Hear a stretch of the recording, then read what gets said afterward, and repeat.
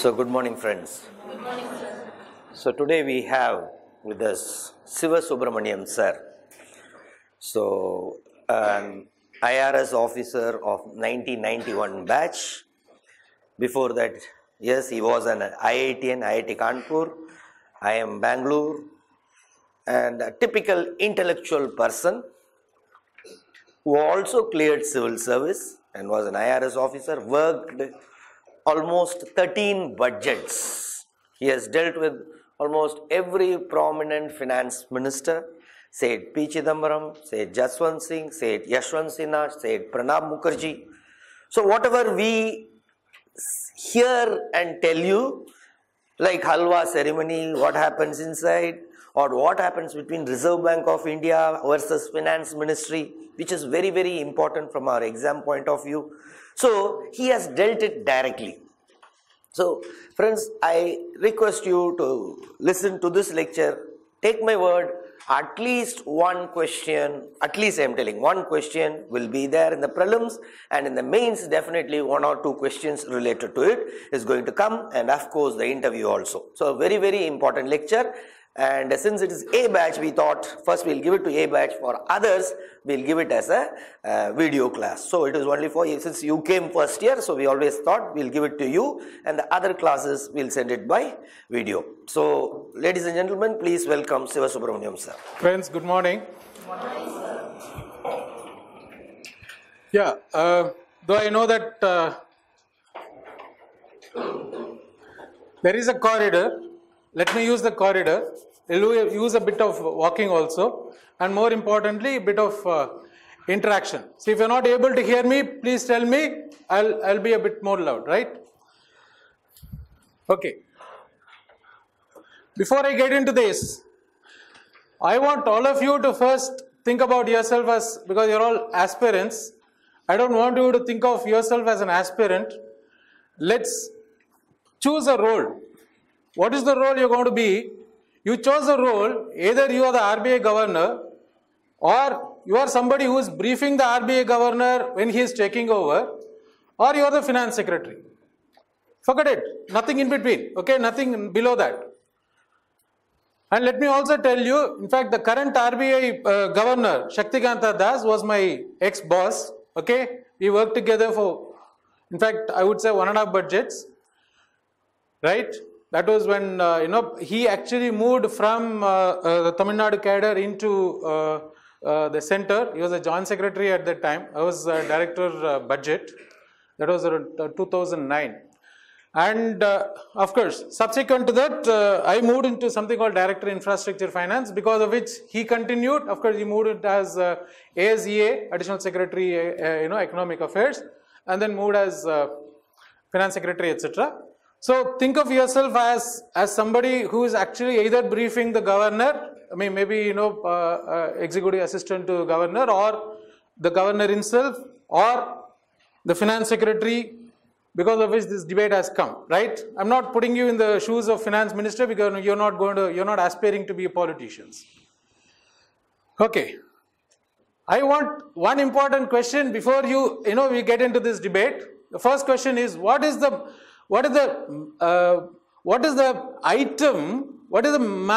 largest expenditure item of the government of India, or for that matter any state? What is the largest expenditure item of the government of India, or practically any state in the country? Any of you? Interest payments? See, I wanted to use the board, okay? With your permission, I'll use this board. I know it's a bit difficult for the people at the back. We'll read it out, okay? So, interest payments is one. Anybody else? All of you stop with interest payments. Right?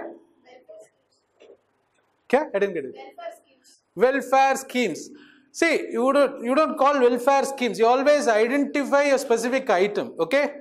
I don't mind it, you're calling it as, Narega, or, something of that kind. Okay, say, Sarva Shiksha Abhiyan, something of that kind. But because welfare schemes is a bit wide, because it can cut across multiple demands. Again, you have to understand what is the concept of a demand, okay, all that. But what I want you to understand is, what is the expenditure item In fact, for that you need to understand how the expenditure of the government of India is organized. Not too many people will know this. Some of the issues, really come down to this. Constitutionally, what are the official documents to be presented to Parliament as a part of the budget? You tell me. Constitution, as per the Constitution, what are the official documents to be presented in Parliament? I said Constitution, as per Constitution. Annual finance statement. Then, what does this contain? Have you ever verified, have you ever gone through an AFS?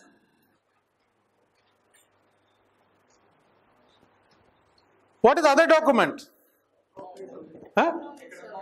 Economic survey is not prescribed by Constitution.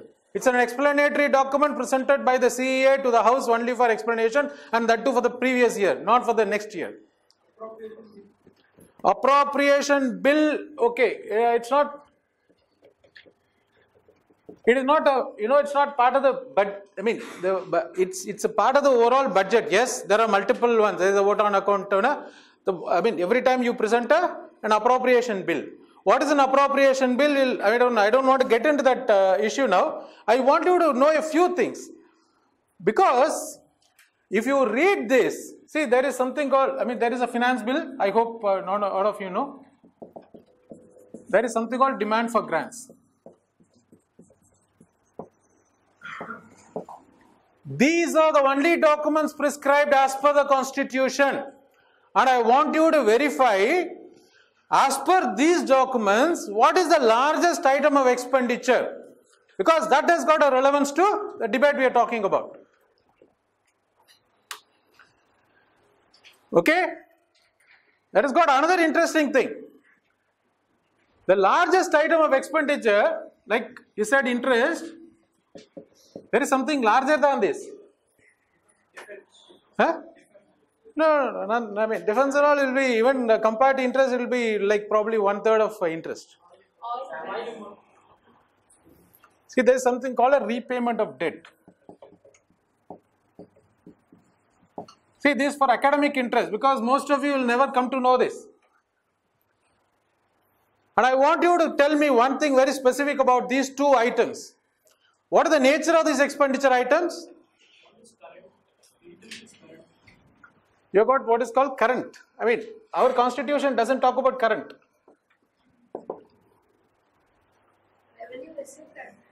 Revenue? Revenue. This is capital. Okay. But I said what is specific about both these expenditure. That means there is something common between them, right? What is it? It's related to borrowing. Good. I mean, throw some, all of you are there, like you will have some ideas. I mean, please, let's be very clear. Nothing is correct, nothing is incorrect. You're all learning together. Huh? Expenditure? No, of? Forex. No, it's not. Let me again tell you, 96% of the borrowings in the country are internal. It is only 4% or so which is borrowed from external sources, and that too not market borrowings. And therefore, you always have to understand, because see, these are the kind of things. I claim that, there are only probably 2 guys in the country who have seen the budget as a whole. All the 3 sides, expenditure, revenue and capital budgeting. Okay? Me and one of my service colleagues by name Vijay Chauhan. It's a very, very, once you analyze it, you will find something very interesting. Okay, let me, put this. Do you know what is charged expenditure? What is it?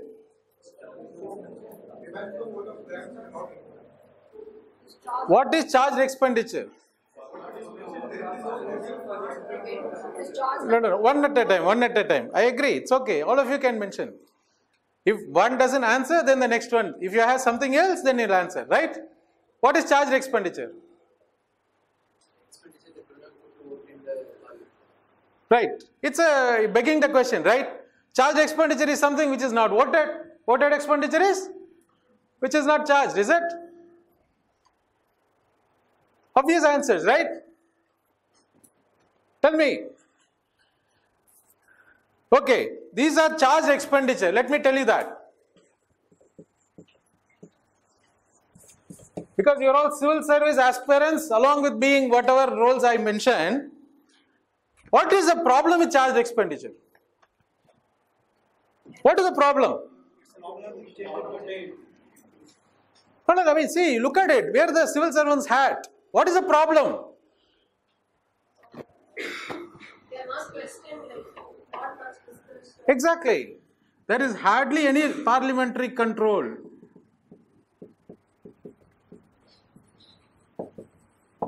If I cannot vote on an expenditure item, at best I can discuss. The parliament only provides that I can discuss it in parliament, but I cannot do a voting on that. Right? Can you just guess, out of the total expenditure of the government of India, how much these two constitute? And these are charged expenditure. These are charged expenditure. I want to highlight this. How much does it constitute? One. What? 50%? Okay, 50%. Then any other view? As I said, something which which is out of the parliamentary control. So you mean to say more than 50% of the expenditure is out of parliamentary control? I mean, you'll find it surprising. Which means the parliament. What does the parliament do? I mean, all these debates are all about. Anybody else? 18% for interest alone.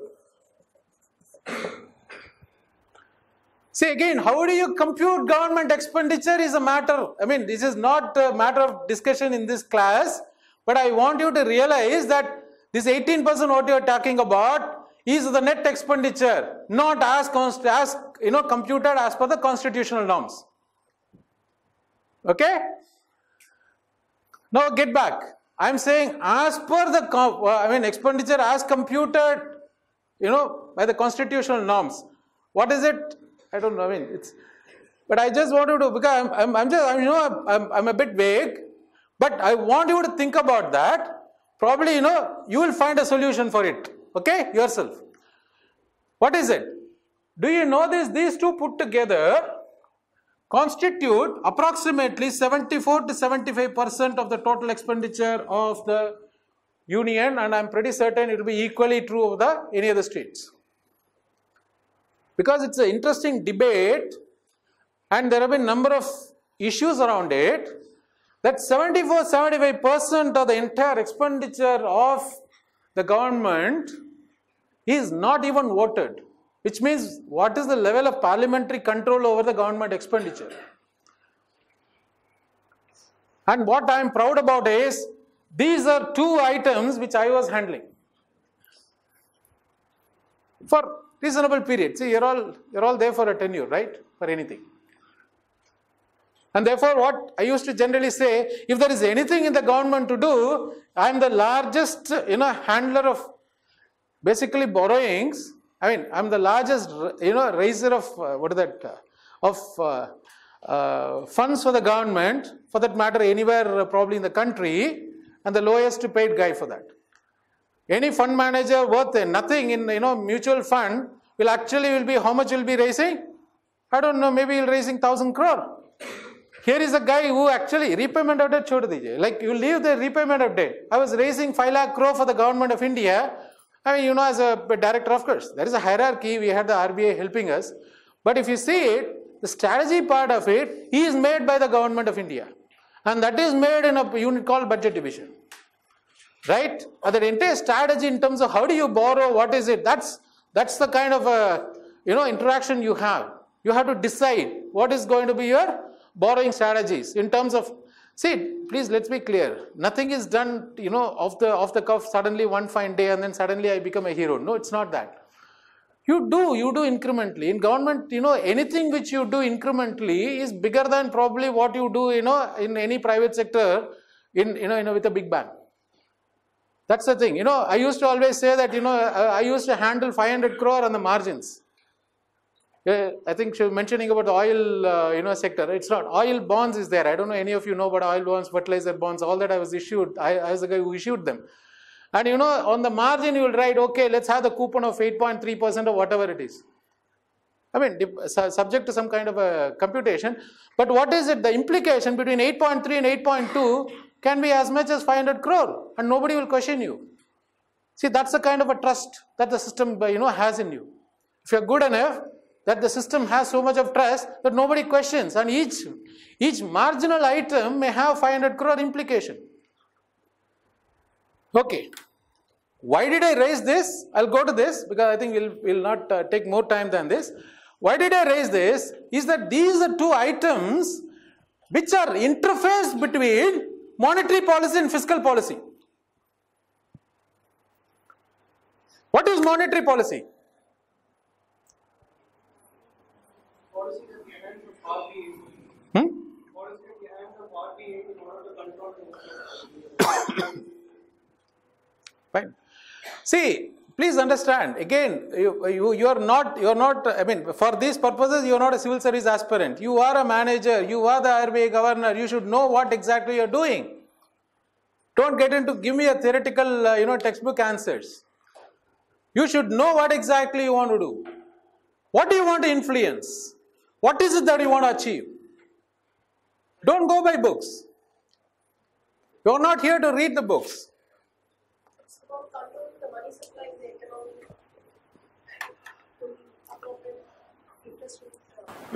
We'll probably, have a few slides discussing that. Okay? Let's go into this. Any case, I think my credentials I just put in here. I'll put it into this. I mean, it just turns out that, I'm also a cost accountant. Of course, I'm an advocate. I was there up to 2013. I had done, I've been there close to 22 years in service.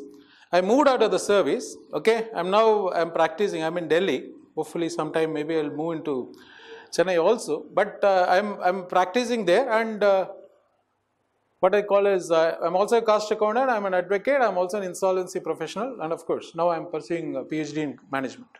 Okay, see, some of the issues which have been quite prominent now. So, Bimal Jalan, who is now heading a committee, I suppose all of you would know. What is that committee for? Yeah, what is the capital framework? Why do you need a capital framework? Right. Why? Why do you need a framework for that? Okay, then comes government respects RBI autonomy, reiterates finance minister. On the contrary, there is an India development debate which says RBI's autonomy is under threat or not. There are multiple issues about it. What are the basic issues threatening the autonomy? The first issue is about transfer of surplus. What is surplus? Is it a dividend or is it a surplus? Is it RBI, does RBI declare dividend or does it declare a surplus?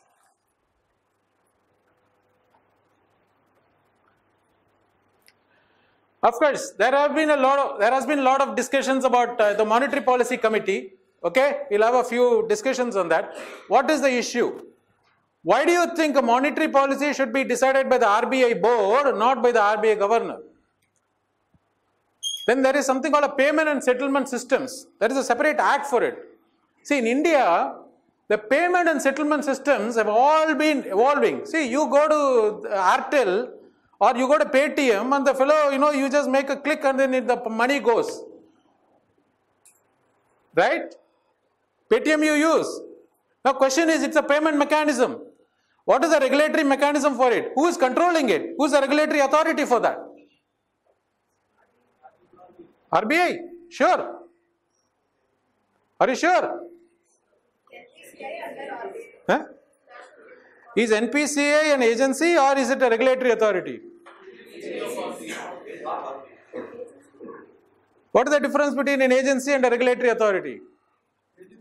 See, you have to be, please understand, somewhere along the line I'm mixing the roles, I know that. But please understand, you just keep on asking more and more questions and you find that suddenly, oh God, nothing is closed. What I thought is actually not true. Like I said, charged expenditure. I mean, the first question when I ask, and then when I tell somebody that 75% of the entire budget, I mean, the expenditure of the government of India is not accountable to Parliament, people got zapped. In fact, I'll have a lot of other issues to discuss. I mean, if at all time comes. What I'm saying is, that's the kind of eye-opening you have. You have to keep on thinking that, see, you are a manager of a very large entity, right? That's the government of India. You are, when I say manager, of course, a senior level manager.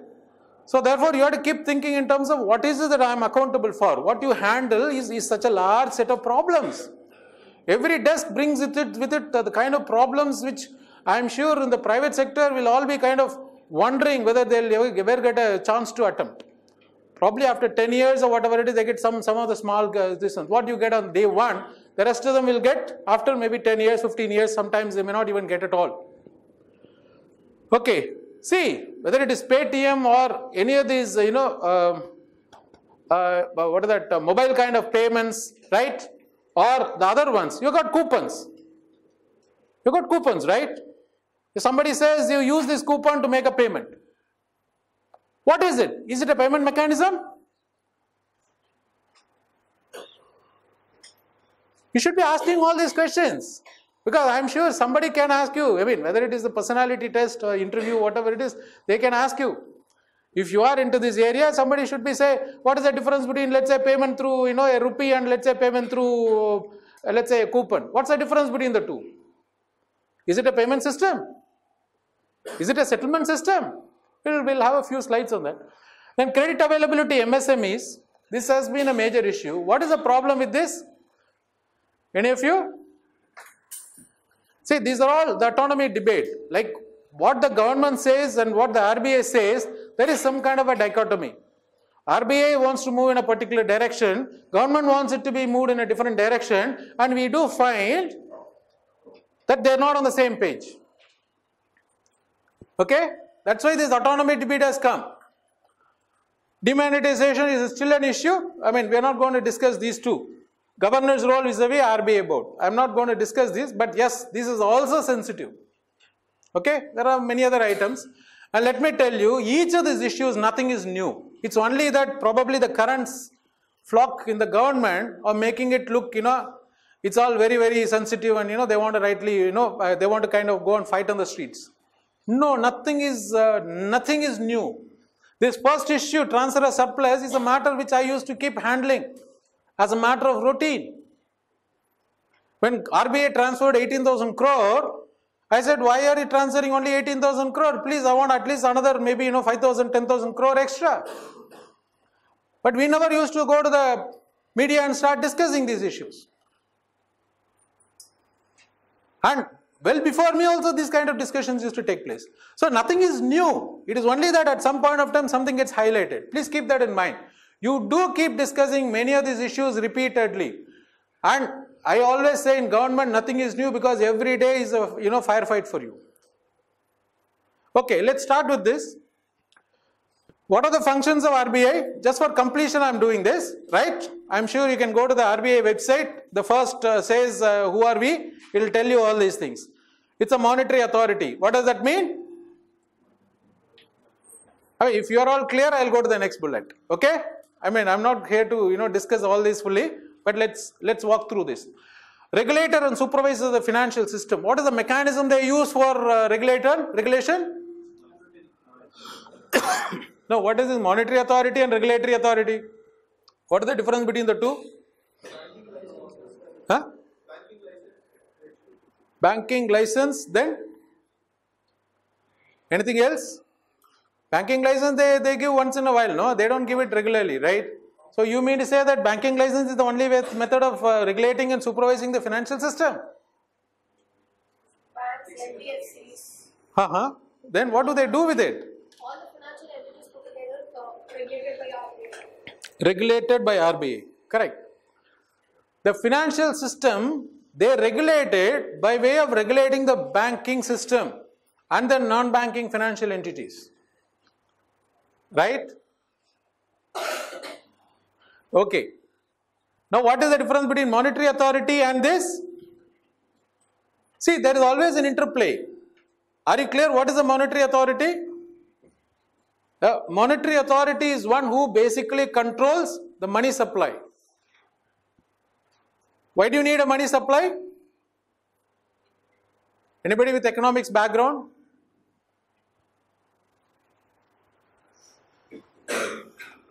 What is that control in the money supply? We'll probably come to some other terms. Right, manager of foreign exchange. What is this manager of foreign exchange? What does RBI have to do with foreign exchange? Forex reserves. No, you should answer. I mean, I want you to answer. Please don't hesitate. I mean, unless you keep answering, you will not find yourself, probably suddenly realizing that where am I kind of lacking? I'll go back and start reading exactly the same things. You should do that, okay? Manager of foreign exchange, issuer of currency, banker to the government. Banker to the government is a big role because each state government keeps its accounts with the RBI. The government of India keeps accounts with the RBI. Okay? I mean, not accounts. Keeps its, at least all its cash balances. I'll leave out the rest of it. Banker to the banks and has got some developmental role. Okay? Like large number of issues, like I'm sure all of you must be dealing with things like banking correspondent, etc., etc. Okay. I'll keep giving you, there is a regulatory framework under each of these roles. RBI itself is formed under the Reserve Bank of India Act, and as far as the financial sector is concerned, it is regulated, the banking and the, of course you do have a corresponding set of provisions for NBSCs, etc. But the banking, the sector is, regulated under the Banking Regulation Act.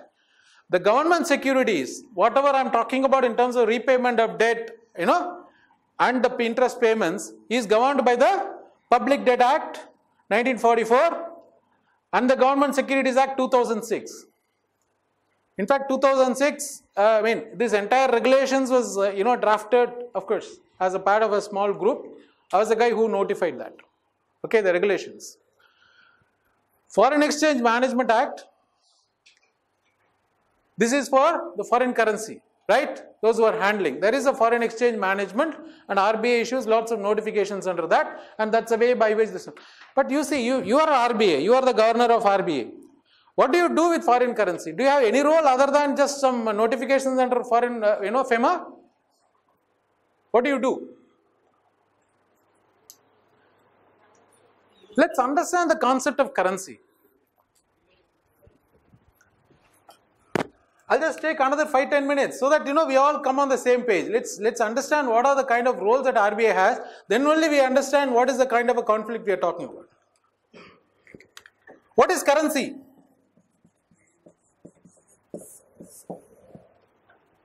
What is currency? Medium of? Okay, too theoretical. Take it. Then? Huh? Legal tender. Okay, coming closer. Then next? Huh? It's an IOU. It's an IOU by RBI. Okay, RBI governor. I'm leaving out the coins, etc., which are all issued by the government. Okay, it's an IOU by the RBI governor. What does he promise? Have you ever seen the kind of IOU in the written in the currency? What does it say? I promise to pay X amount of rupees, right, to the holder. Now tell me, RBI is able to say that I will pay X amount of rupees as far as Indian currency is concerned. When RBI gets, let's say, $1 bill, who is the person who is promising to RBI? RBI cannot pay against a dollar bill, right? A similar thing will be written in the dollar bill also. No, I promise to pay $1 to the holder of this particular currency. Who is the person who is promising? You will have US Fed. I mean, we have an RBI here, you have a Fed there, okay? In generally, it's called as a central bank. The US Fed is promising that. Now, you have gone abroad, you earned some money, brought back some, let's say, so much of foreign currency, and you give it to the local bank. Right? Now you tell me, what happens to that currency? Some amount of currency is held in India also. I think I want to do. No.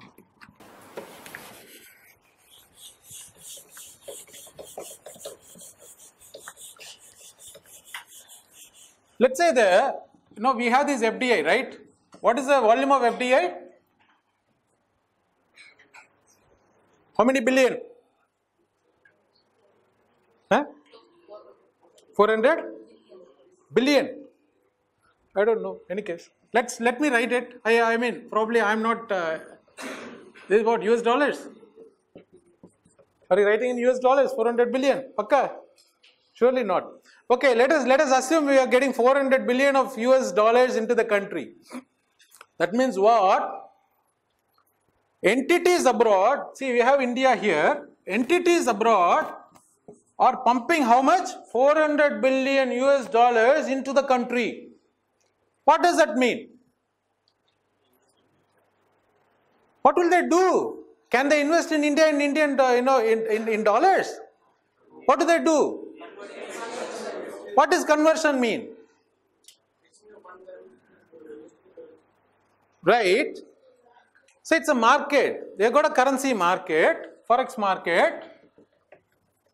Those guys come and say, come on, I got about $100 bill. I am willing to exchange it for X amount of rupees. I am willing to buy your rupees for this dollar. It's a currency market. You are actually buying and selling currency. Am I right? So what happens? Like you have a simple demand supply curve, right?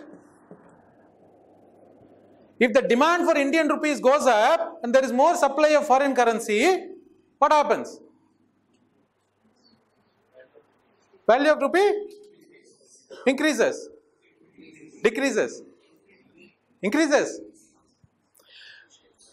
Please understand, this is a very, very important concept. Whenever you are dealing with macroeconomics, you have got to be very, very clear about this entire market for currencies. That means a foreign currency is coming in. Please don't think in any other terms. You actually have to realize that money, some goods are coming in. I am exchanging it for something else. What is it? I am exchanging. I am bringing in my dollars, exchanging it for rupees. When you go abroad, what do? I got money in Indian rupees. I am selling it in the same market, right? Who are all the buyers and sellers? You got individuals, but individuals will be very, very small component of the entire buying and selling. Who are the real fellows who are actually buying and selling? You will have the corporates, right? You got the financial intermediaries. All of them are coming and selling both dollars as well as Indian rupees. And that, what is the price at which you can exchange one? That's going to be your currency rate. I mean, again, sometimes it's, it's difficult to. Now the question comes is, there are two. Is this market only one, or are there two different markets? See, the problem we have is in India, we have something called a current account, current account convertibility, and you have got a capital account. Is this convertible? Free? No. So, what do? See, like I said, we just need to understand some of the rules. What does RBI do? All that money which comes into the country, somewhere along the line, goes into the RBI's kitty. I'm putting it in a very simple form. I know the dynamics is much wider than this. This entire money is held by RBI, the dollar. The RBI is holding that cash. What will RBI do? I'm talking about dollar. What will RBI do with the dollars? Huh? What? What will it do?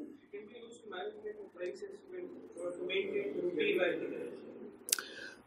But somebody is giving you the dollars and they taken rupees against that. They taken. You already given them the rupees. He doesn't need it. At best you can, supply dollars to somebody else. The dollar is still with you. Okay, within the Indian market, you got a huge amount of dollars there. That dollar has got no meaning within the Indian market. Let's be very clear.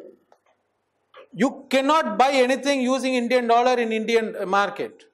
I mean, you cannot use US dollars to buy anything in Indian market. Okay, you have to always convert it and buy it in Indian rupees only. That means what? The currency you can use for anything within the Indian market is only Indian rupees. What I'm talking about, the fellows who have come around, they have deposited the money with RBI. The RBI has got huge amount of dollars. What will the RBI do with those dollars? Invest in foreign bonds. Invest in dollars in foreign bonds. Excellent. See, what does the RBI do with those is that it invests typically in US treasuries and earns interest out of it. Therefore, RBI is one of the major sources of income is investment of the foreign currency, right? Typically in US treasuries, as I say, see, typically it invests in sovereign bonds, sovereign or highest rated sovereign bonds, okay? And it earns some money out of it. It has got some other avenues, I'll leave at that. For example, it can also invest in, I mean, what is US treasury? What is the US treasury? Government bonds. US government. Exactly. Indian government issues Indian rupee denominated bonds. Like I mentioned, no, 96% of the borrowings is internal. Indian government issues rupee denominated bonds. Similarly, the US government issues dollar denominated bonds. I have got bonds, I have got the dollars to buy these dollar denominated US bonds. And I earn interest out of it. And I get it back. That means what? I had $100. After a year, I got 2.5% on top of it. That means at the end of the year, I got this one 102.5. Right? And what do I do? At a particular market rate, for my, see again, I suppose who are familiar with the financial statements, at the end of it, I have to prepare my financial statement. Let's say my balance sheet. How will I prepare it? I got these in US dollars, but the rest of my assets are all in Indian rupees. What will I do? I'll adopt some currency conversion rate, right? So what will I do? I will convert this in a particular rate and show that as a part of my asset the end of the year, end of the month, end of the week, whatever it is. But RBI is one of the most important sources of revenue is interest, okay, from foreign currency bonds. Okay, any case, I think we are moving somewhere else, but I'll just tell you, securitization and reconstruction of financial assets, enforcement of Security Interest Act. There are some portions of that, what you call as SARFAESI Act, which actually is, enforced through RBI. I mean, I'll leave it there. Maybe we will not be getting time to discuss more on this. Payments and Settlement Systems Act. This was enacted in 2007. Prior to that, everything was going only by way of contracts and instructions.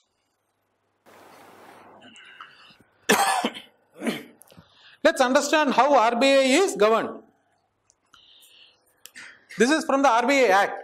See, whenever you want to learn something about the government, the first thing you should look for is the authority behind what you do.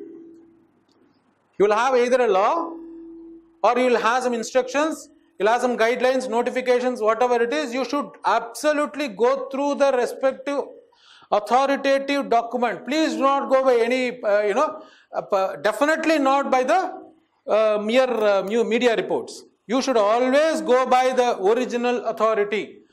What we are taking out is, we are taking out section 7, which was in the news. I hope all of you know that section 7 was the one maximum debated, right? What does section 7 read? The central government may, from time to time, give such directions to the bank as it may, after consultation with the governor of the bank, consider necessary in the public interest. In fact, this is the subsection 1 of section 7. That means what? When it talks about a management of RBI, the first subsection says it is the the central government which can give directions to the bank. Please let me tell you, we keep working with RBI so much that we never give any formal directions like I am issuing a direction under section 7. Umpteen correspondence goes on between RBI and the government of India. Nobody writes. I don't know, again, sometimes you just wonder what kind of a thought process that the government at any point of time has. As if, I want to issue some formal directions. No, we don't issue. We write letters and that is good enough. RBI respects you. You also respect what RBI does. There is an informal understanding between RBI and the government at several levels. Right. I'm giving a simple example. There was a case where, we said a particular bond which was issued, a transferability. We had put a restriction on the transferability. Somebody came and said, I don't want to transfer it, I want to relinquish my right. There is a difference, no? What is the difference? Transferability vis-a-vis relinquishment of my right. What does that mean? See, there is a joint holder of that particular bond.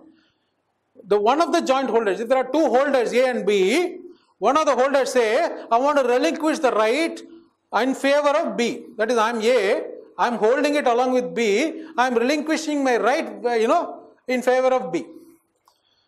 Now, is this transfer? Is this transfer? The notification issued against the bond says there shall be no transferability. Now, the question which came for consideration is this amounting to transfer? I am relinquishing my right. Let me tell you, there are multiple issues, sub-issues about all this. Whenever I talk about a relinquishment, when I do a relinquishment in favor of another person for consideration, for example, it could be for consideration, it could be without consideration. If it is for consideration, am I liable to capital gains? So I am sure many of you will land up with some, with the income tax side, Indian Revenue Service. Is there a capital gains? Am I liable for tax on that? Right? First question was, is it a relinquishment, is it transfer? If there is a transfer or otherwise whatever it is, am I eligible to, am I liable to pay capital gains tax on that? If so, what is the point of time at which I have to pay? What is the quantum on which I have got to pay? If there is no consideration, still am I liable to pay? Is there a deemed value? These are the kind of issues will come when it comes to the revenue services. Right?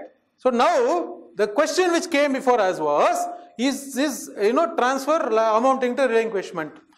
RBI consulted its lawyers and wrote to us saying, no, this relinquishment is also transfer. There is a question of allowing it does not arise, therefore, quadrant demonstratum closed. So they wrote to us. Naturally, when RBI says something, we believe it, or, we don't necessarily get into a lot more discussions on that. He put it up, went all the way to Chidambaram. Chidambaram called us, in fact, me and my boss, she was additional secretary, budget. Okay, Elam Vas. Both of us went. Chidambaram, kind of threw the file with us and then said, tell me. Sir, you wanted us to speak. What is this? So, he went on and then said, what is this provision at all? This notification is badly drafted. That's the way by which, he'll kind of put you off. I understand there are only 3 clauses under which the investments can come. Okay, I'm not telling you the full story, but I'm just giving you a gist of the way it went. 3 clauses only, and he says it doesn't fall under any of the clauses. Then my boss was kind of, Shiva, what happens, what are we to say? I said, madam, don't worry. See, first and foremost, he has bought the bond. That means he is falling under one of the 3. Even if Mr. Chidambaram says it is not, he has fallen under one of these. That's why we have given him the bond. So let's wait. No problems. In my view, it falls under clause 3. Therefore, clause C. Therefore, there is no problem. Then kind of, in the meantime, Mr. Chidambaram was on the phone. Then he finished the phone and then said, okay, show me. Assuming it falls under C. That's the way he starts. Then he said, okay, now, why can't I, do relinquishment? That's what RBI has said, relinquishment here in this case will amount to transfer, therefore it's not permitted. This is RBI's view, and we are not questioned that. He says, no, I don't think it's correct. Please go and check. You see, let me tell you, this is a very interesting situation. It came, then I kind of, of course, he remembered. See, that's why, that's a part of his being a lawyer also. Then he said, yes sir, we'll again check back on this. Relinquishment, there is a possibility to say that it may not amount to transfer, but having taken the legal opinion, we are not challenging it. He says, no, go and check it, come back. So I went and did some research. If you see, under the capital gain sections, there is a specific discussion. In fact, there is a deeming provision which was introduced probably in 1979, or I think in the last about, not 79. I think probably in the last about 20 years back or something like that, which said, relinquishment shall also be treated as transfer. Which means prior to that, relinquishment was not getting transferred, treated as transfer. So, there is an argument to say that relinquishment may not amount to transfer. We kind of built an interesting case, but definitely, see, something I was not going to really go and say that RBI is totally incorrect, because there are interpretations to this. This is again, you will find that. Because I am also in the business of law, let me tell you, even otherwise, throughout your life, if you are in revenue service, it's like, you are in the business of law. Every single thing will get questioned, both sides. And I don't know, to tell you, for me, IAS was not an option when I chose my service, not because of anything else. I always used to say that the guys who are going to be against me are the fellows who are absolute professionals. I got to be bigger than the best for me to, kind of discuss all these issues. And let me tell you, I have exited as a professional, and I do consider that I'm definitely a professional as on date. There's nothing about it. Now not to say that IAS officers are not professionals, but problem is that you've got to choose what you want to be if you are an IAS. The rest of the services, sometimes you can always say that you've got to be whatever it is, because the service gives you certain classes of avenues. And that is not because I lost out on anything else. Like I have been on various deputations which has given me any amount of other exposures. Okay, but why I'm saying this is, I did not want to challenge the RBI thing, but I, put up a note which actually kept the door open. And it was closed by Mr. Chidambaram himself. He actually cited a case law to say that taking this, in my view, this actually will not amount to transfer, therefore this can be permitted. In fact, he wrote on the file. He dictated his own note and wrote on the file, it came back. I communicated it to RBI saying that these issues with the approval of the finance minister. And then he, communicated and the whole thing went. Why I am saying is, there is a consultation which is taking place in this entire process of the RBI. But you may say, yes, this talks about a consultation with the governor of the bank. Many times you do all your work in the name of the President of India. It is not necessarily that all your files go to the President. Okay? Please, let's be very clear. You do it on the name of the governor or you do it in the name of the President of India. Not that every file will go to the President. There is a delegation of powers. Whatever you do at your level, as per the delegation, is deemed to be done by the President. Okay? That's the way it works. So therefore, what I would say is, there is whole amount of directions which do go to and fro, and let me tell you, we trust each other, we somewhere along the line move with each other. But unfortunately, I think that particular, that mutual nudging seems to have broken into some kind of a public, I don't know, it's not even a discussion. Public, what is that? Quarrel. Okay, subject to such directions, the general superintendence and direction of the affairs of the bank shall be entrusted to the Central Board of Directors. Another major issue, what is the role of Central Board of Directors vis-a-vis the governor of a bank? The governor of a Reserve Bank, let me tell you, in Reserve Bank there is always generally one culture. Most of the, the principal decisions are all taken by the governor in his personal role. Therefore, the rest of them help him to decide, whereas the final decision always rests with the governor. That's the way it has been working. Now they want to change it into the governor being some kind of, just being the chair of a particular, board of directors or whatever it is. Which doesn't happen all around. But yes, there are some precedents with respect to the Monetary Policy Committee, etc. in the US Fed. US Fed is decided by a committee. What is this? Capital of the bank is only 5 crore. 5 crore. Can you believe? What is the capital of RBI? 5 crore. Can you run a bank with just 5 crores? And that too a bank of bankers. As a equity, that means the equity capital of the bank is only 5 crore. What does that really mean? Tomorrow if there is a contingency which arises, where is the cushion for it? We need some cushion, right?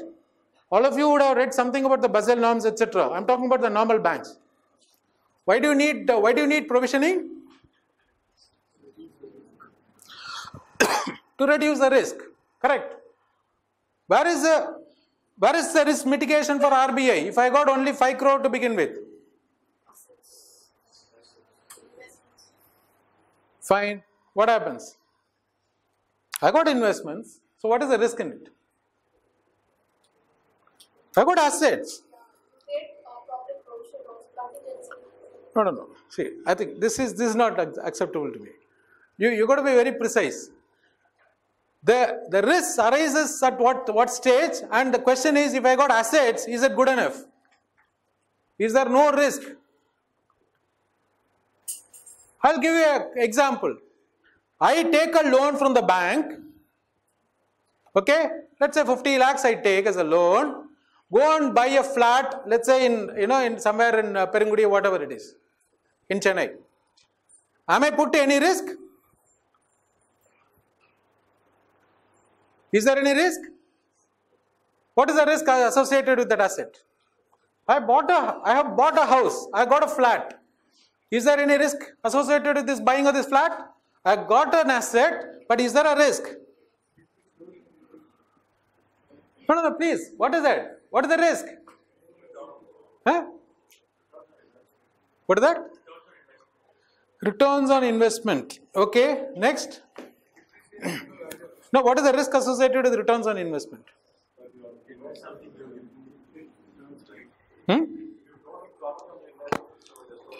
Okay, so what you are saying is, what is the ROI? What is the risk associated with it? No returns. Or is it that the returns will go down?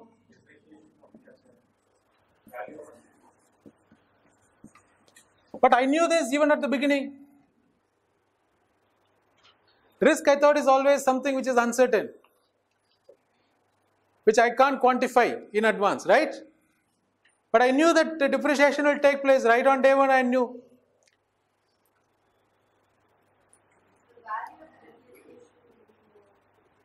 The depreciation will keep changing.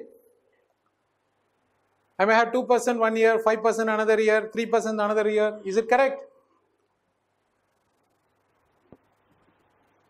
Please keep on, keep on querying it yourself. Maybe I'm just raising a lot of doubts. I know that, I'm not giving you all the conclusions. I'll give you a conclusion in a few situations, but I want you to keep thinking, because the best way to learn for civil services is to keep thinking. Keep on raising more and more queries and keep on finding answers for them. Right? Go and do a Google search. What is the risk? You said an asset. There are risks associated with the asset. What is it? For example, I am holding a government security. What is the associated risk? The value of the security may go down. It's an asset, but the value may go down. That means what? See, when the starting of the year, I'll go back to this house example. My asset was worth 50 lakhs because that is what I bought it. Suddenly something came, whatever, demonetization, whatever be the other reason. What is that? There are no buyers. People come and say, I can only buy it for 40 lakhs. What happens to this 10 lakhs? It is the same asset. Please understand, the asset has not changed. It is the same asset. What is the risk? The risk is the loss in value by 10 lakhs. How do I provision it? How do I take care of it? If tomorrow, what is the risk in this? I had taken 50 lakhs. See, this is my asset, right? This is my liability side. I had taken a loan for 50 lakhs and I have bought the asset for 50 lakhs. There is no money from my own side. Right? Now tell me, the value of the asset tomorrow goes to 40 lakhs. My loan remains what? 50 lakhs. I still have to pay 50 lakhs. There is an imbalance. That means what? Now this 40 lakhs plus loss of 10 lakhs. This 10 lakhs, I need to somewhere bear it on my own. I need to have a cushion. How do I build a cushion? I build a cushion from exactly the point which was pointed out, from the return on investment. I mean, assuming that there are no other sources. I keep accumulating some returns, I keep earning some interest, I mean, maybe I keep earning some rentals, etc. And I use that to pay my whatever losses I have made, or the depreciation, whatever it is. Again, I mean, technically I am also not complete, okay? But why I am saying this is, the risk associated with an asset has to be provided for. How do I provide for it? By way of sufficient provisioning from my equity. And that equity is the one which the Basel norms provide for. You talk about 6%, 8%, 9%, 11%, 12%, what is that? Right? That is the risk weighting you give to the asset, for which you need to have a sufficient cushioning in your balance sheet by way of equity. Okay? Now when I go to RBI is also another bank, right?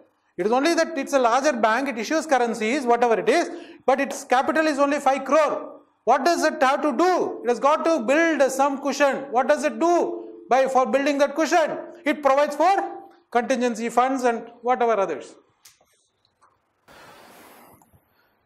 Okay, any of you tuck, I am sure you'll move into the next one. What is the basis point? See, why, I mean, my attempt in this entire exercise is only one thing. I know that you will find me probably going a bit slow, but I'll tell you, I'll close these slides and I'm very sure that I'll make you read the pink papers with some different kind of a treatment. Okay? Tomorrow when you go and read the same pink papers, you will find umpteen questions which either are getting solved or getting raised in your minds. They'll talk about, there is a 25 basis points reduction in the repo rate. What is this basis points? Huh? 100 basis points is equal to 1% rate of Fine. I mean, right, you're precise. I mean, probably I'll put it in a different way, but you're precise. No problems. Anybody else? What is it? What did she say? 1/100th of a percentage is 1 basis point. What does that mean? I got 1% is equal to 100 basis points, BPS.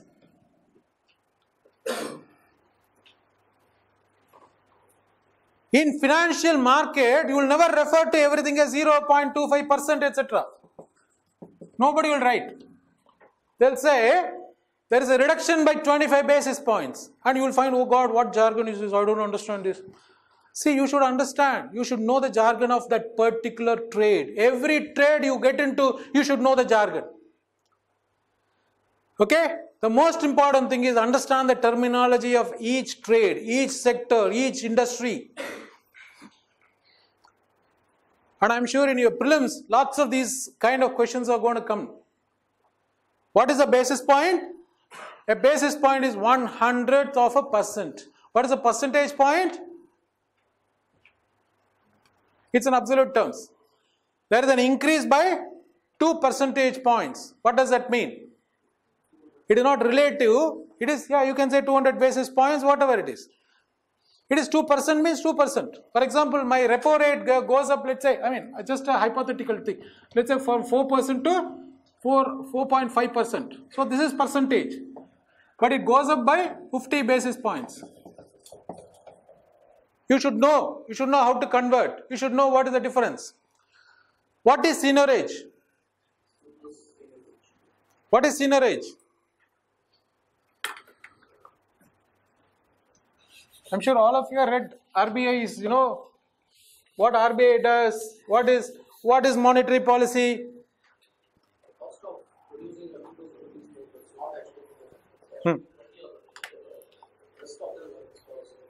Why?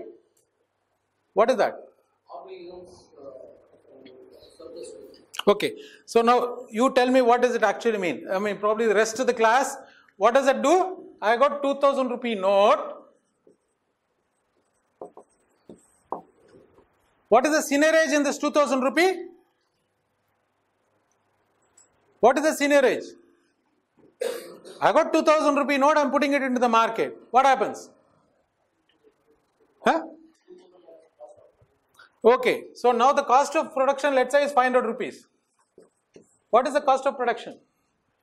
How many of you know what is that note made of? I don't know, I mean, I also do not know what the current notes are made of, but I suppose it's all the same as what it was earlier. Because I used to go for inspection in, in the foreign countries only to, kind of inspect those notes. What is this note made of? Cotton. Anybody believes? Is it cotton? Everybody says it is currency paper. It's made of paper, right? Made of some cellulose. Paper, right? Okay. Nobody is answering. Yes, it is 100% cotton. The currency notes are made of 100% cotton. High quality. Okay? So now question is, when I make, there is a currency note made, the capacity to make the currency note in the country is limited, and on top of it, I also do the printing. These are the two major components of my cost, right? Then this actually is, let's say, 500 rupees. What is my seniorage? 2000 minus 500 is equal to 1500. What is this 1500? It is a gain, because I spent 500 rupees. Since I issued a note which is 2000 rupees, which you accept as 2000 rupees, this is the value. The difference between the two is what I have gained by the issue of that particular note. Okay? There could be cases where the cost of my printing itself could be higher than the face value of that particular thing. That's why in that case, what will you do? You will discontinue printing. It's not worth it, right? Okay. What is the repo rate? I think I shouldn't probably discuss repo rate now. I'll just go to the other one. We'll come back to this when you discuss. What is the government security? Huh? Debt instrument of the government.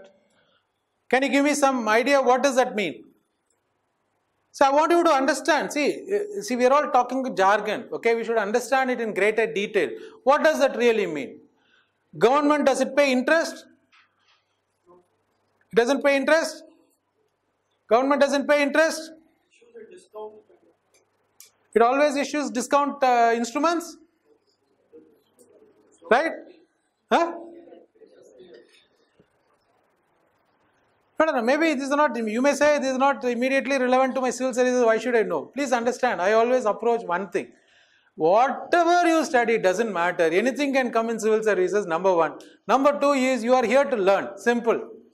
And at the end of it, whatever you learn, tomorrow you go back and read the same pink paper, your understanding will be different. And let me tell you, that's exactly what you gain out of these entire discussions. Okay, any case, what is the government security? Government security, there are multiple types of instruments. Like I said, no, see, I've been involved in the issue of the government securities. There are multiple types of government securities. You design an instrument. What does it normally have? It says, what is referred to as a vanilla bond? The vanilla bond says, I will give you, like you go for an FD, what do? You go for an FD for 3 years. What does the bank tell you? It says, at the end of the third year, see, assuming I have 1000 rupees to invest, it says at the end of the third year, I will give you back this 1000 rupees. Then, what does it mean? Every year, I will give you, let's say 7% interest. Right? What does that mean? Now I have something called a coupon, which is the rate of interest I pay. Right? There is a par value, and of course there can be an issuance value which is different. But what is it at the end of it? The face value is what I get at the end of the maturity period. Three terms: maturity period, coupon, and face value or par value, whatever. Okay? In the case of government, it gives you interest twice in a year on a 6-monthly intervals. And government securities in India, let me tell you, are among the finest kind of GSEC market which we have, the secondary GSEC market. What is the primary market? What is the secondary market? You should simply keep on knowing these sort of things. What is the primary market? Huh? What is the primary market? Can I reissue the same security? Huh? No, but you said the right thing and then you changed it. We reissue the same securities to gather mass. Why? The larger the volume available at any point of time, the bigger the market for that particular security is. And therefore gets more actively traded. How do I ensure that the second time I issue it, there is some kind of a parity which is brought in? These are all the market mechanics. You need to study a lot more about all this. This is finance, core finance. Okay? So we have something called a maturity, you got a coupon, and you got a face value. This is a typical, and you get it twice in a year. That means what? If I got a coupon rate of 7%, you will get 3.5% every 6 months. So, I mean, put it differently in finance. I mean, I know that you may not use all these things, but I mean, it's a part of my thing to, probably just throw some jargon at you and want you to pick it up. Look at it. What is a government security? Every 6 months, I will get half the coupon rate. It will go on 1, 2, 3, 4, 5, 6. If the maturity value is X number of years, N number of years, I will get 2N such cash flows. And at the end of it, I will get the par value. That means I have got how many cash flows? 2N plus 1 cash flows out of the government security. I can treat a government security as a bundle of cash flows. Right? What do? I bunch up all this and actually reissue some other securities. This is, the derivative markets I can get into. Okay? I don't know if any of you understand what is a derivative market. Okay. Then I go into what is inflation. I didn't want to touch this. We'll come to this. Treasury bills. What is a treasury bill? I think there was a mention of discount payments. Discount issues, right? Basically, the entire treasury bills are discount bills issued by the government of India. Typically, they will be less than a year. Anything more than a year will be in the form of a GSEC. Anything less than a year will be in the form of a treasury bill. Okay? What is a yield curve? What is a yield versus what is a coupon? I'm sure if you are in finance, you should know some of these things. I'm just throwing some of this. I'm sure you'll come to know. Maturity I already discussed. We'll probably go to this other one: reserve, surplus, dividend, capital, profit, mark to market, hold to maturity, and coupon. We'll come back. Okay, I know that we have taken a lot of time discussing the basics, but now it will be faster. What is the first issue? Transfer of surplus.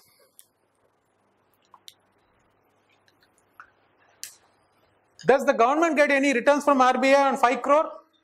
Capital investment is only 5 crore, right? Yes. What does it get? Does it get dividend? Dividend on 5 crore.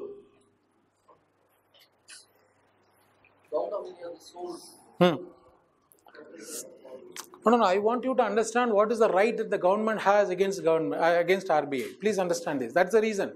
The entire controversy about the amount of right that the government has against RBI. Can government of India come and say, please give me an interim dividend? If it gets dividend, I can ask for interim dividend also, right? If I got a huge amount of whatever profit, then perhaps I can ask for an interim dividend. But if the government cannot, and the government says I can only transfer a surplus at the end of the year, government cannot even come and ask for a dividend, right? Definitely not an interim dividend. Okay, I am reading out from section 47 of the RBI Act. What does it say? Allocation of surplus profits. After making provision for bad and doubtful debts, depreciation assets, contributions to staff and superannuation funds, and for all matters for which provision is to be made by or under this Act, or which are usually provided for by bankers, the balance of the profit shall be paid to the central government. It talks about the balance of the profits. That means you first determine the profit of the RBI. Then what do?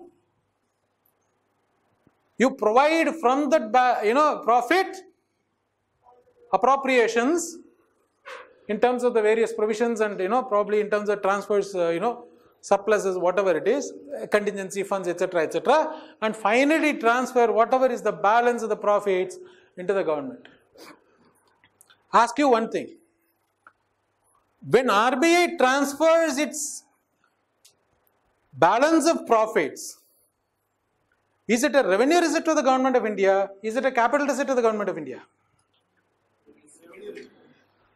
Revenue.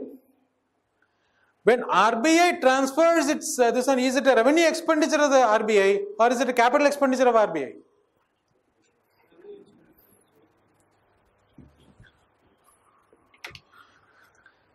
Okay. Why I am asking you this? When it comes to government, if I get a revenue receipt, what is it? How does it impact? When I get a capital receipt, how does it impact? If I get a revenue receipt, what does that mean? It reduces not only my fiscal deficit, it also reduces my revenue deficit. Okay? So, now, in fact, I will tell you, in fact, this is one interesting case I handled. What RBI was holding was somewhere, I think 15% or so of state banks equity. Okay? This was in the year 2006. It was holding that, and State Bank of India was a listed company. State Bank of India listed company, and the value of the shares in the market was about 35,000 crore. Of the RBI's holding in SBI, the market value was 35,000 crore. And Government of India wanted, because of the conflict of interest, because see, if the person who is regulating also holds the shares, there is a conflict of interest, right? Whether it is a conflict of interest, I am sure we can have a debate on that. But the thing is that because of the conflict of interest, what government said is, please transfer this to GOI. This was the RBI holding. They said transfer is to GOI. The book value of the shares in RBI's books was only 1,300 crore. The market value was 35,000 crore. We decided to do an actual business transaction in the market. What does that mean? The government said, I am buying this from you. How much will I pay you? I will pay you 35,000 crore. And I will buy these shares which are worth in your books 1,300 crore at a cost market value of 35,000 crore. What did we do? We raised funds in the market. We raised funds. I'm telling you this. And at the end of it, we paid 35,000 crore, took it from RBI. See, again, these are the strategies. If you are a bureaucrat, please think about it. Don't think that you don't get opportunities to do these kind of, this is one of probably the largest cash transaction in the whole country so far, handled by me.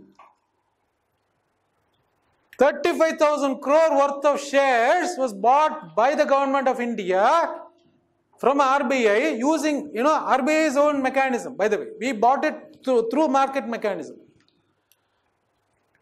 What did we do? You should know that. It's linked to this, therefore I am raising this. Please, if you want me to stop some of these sort of things, will throw up some interesting ideas in you. That's why I am telling you all these anecdotes or some stories.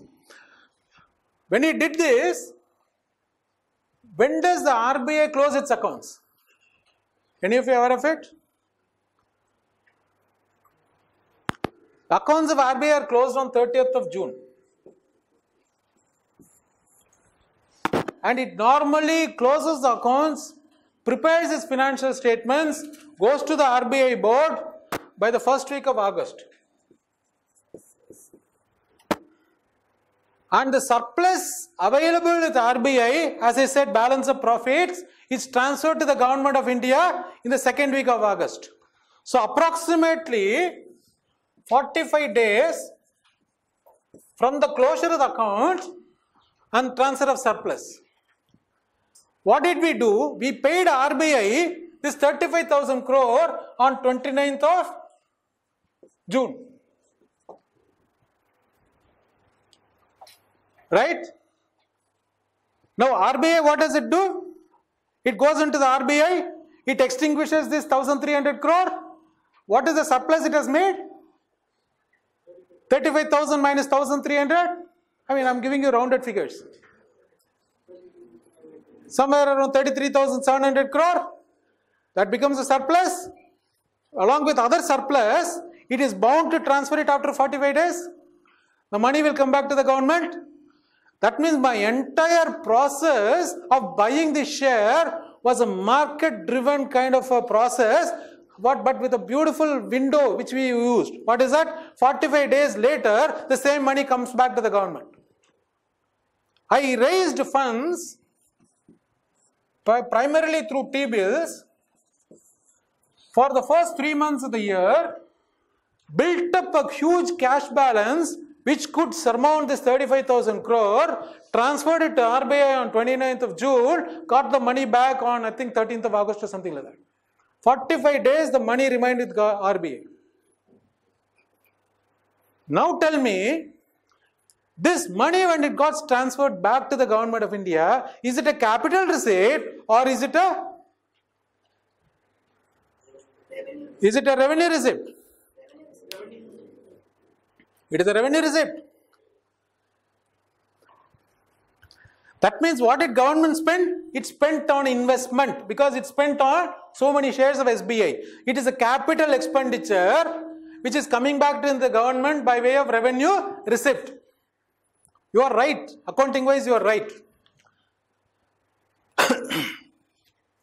But what we had to do was, because it skews up your time series, we said what we got back, we split it into two parts. We got 18,000 crore plus 37,000, but that 34, there will be approximately 33,700. We said this part of it will be treated as capital receipt and this part will be revenue receipt.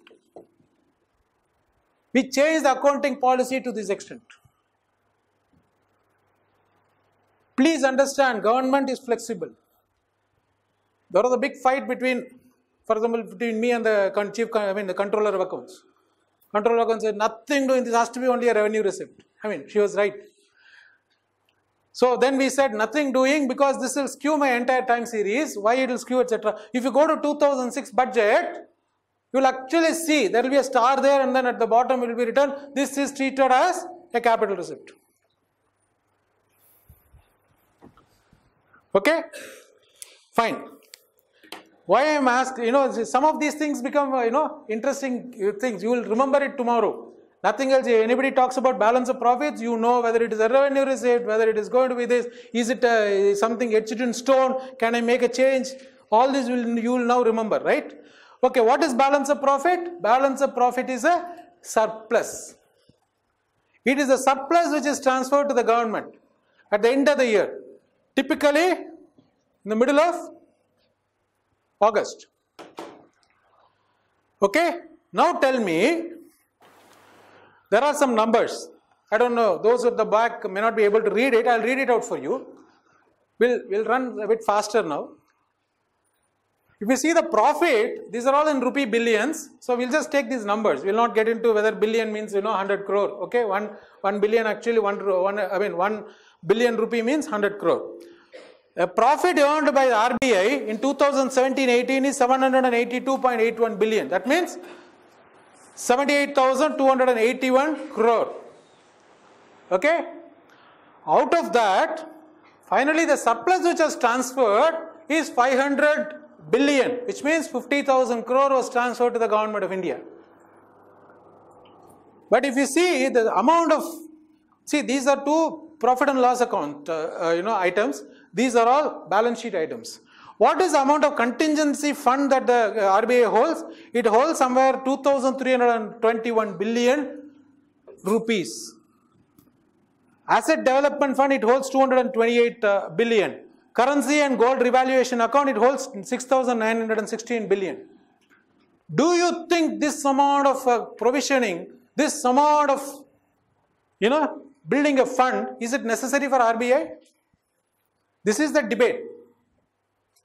This is the debate. Why do you need to have so much of money parked somewhere? Why can't this be transferred to the government? I will use it for some purposes. This is the debate. How many say yes? How many say no? And if you say yes, what is the reason for it? If you say no, what is the reason for it? We see, I have put the time series. 2013-14, the amount of money was 2,216.52. Now it is 2,321.08. What is the amount of variation? Not very significant, right? There is less than 10% variation in the last 5 years. Okay? So, do I need to provide so much of, so much of cushion? There was an earlier committee headed by V. Subramanian. I think he's a member of the current committee also, if I know it right. Okay? Along with Rakesh Mohan and etc. etc. I think V. Subramanian is also a member of that. He was the earlier DG, Deputy Governor. He had set, on the basis of his internal study group, they had set a target of 12.5% as the total provisioning for contingency reserve and asset development reserve. These two put together. But actually it is turning out to be much lower. If you see, there is a trend downwards. It was 9.2% in 2013-14. It's been coming down steeply to 7.05%. Whatever norms you want to adopt. Do you think it should go below 7.05%? Or it should remain at 7.05 or 12% is good enough? This is the debate which is on. Okay? Now I want you to kind of see what should be our yardstick to say this is good enough, not good enough. Anybody? This is water. Can you drink it? Anybody?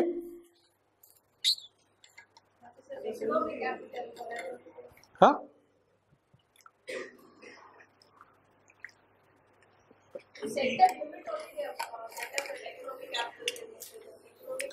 No. I am not interested in the committee. You are the committee. I want you to think. You are the RBI governor. Why are you bothered about the committee? You tell me, what do you want to decide? Should it be more? Should it be less? What will be your yardstick? Since the equity is very low, maybe we can adopt the base along like 10%. So if you say 10%, that means what has been built up so far is not enough. I should actually build further on it. The amount of transfer surplus to the government should be lower than what it is. Can I say that? So it should be related to the risk associated with like foreign investment. The bonds which have been the risk. Huh. So much risk, contingent reserve. Okay, for the foreign investments, there is another fund which I have not put it in this. Okay, there is another fund which is being created for which that particular risk, what is referred to as a mark to market. See again, I am putting you some terminologies. Hold to maturity, mark to market. Okay, you should just hear these and then probably just note it down. What is mark to market? If the value goes down, I gave you this example. For example, it is 100%, $100 I invested, 2.5% I got. But in the secondary market, because what happens, you see, this particular bond will mature at what? After 20 years. But I want to sell it today. If I go to the market, probably I will be able to sell it for, let's say, 101 rupee. I can buy, probably in 7 days, I will be able to sell it for 99 rupees. If it is 99 rupees, what is the value of that security? Though I will get 2.5% as per the coupon rate. Coupon rate is on the face value. I will keep getting $2.5. But my mark to market value is what? $99, right?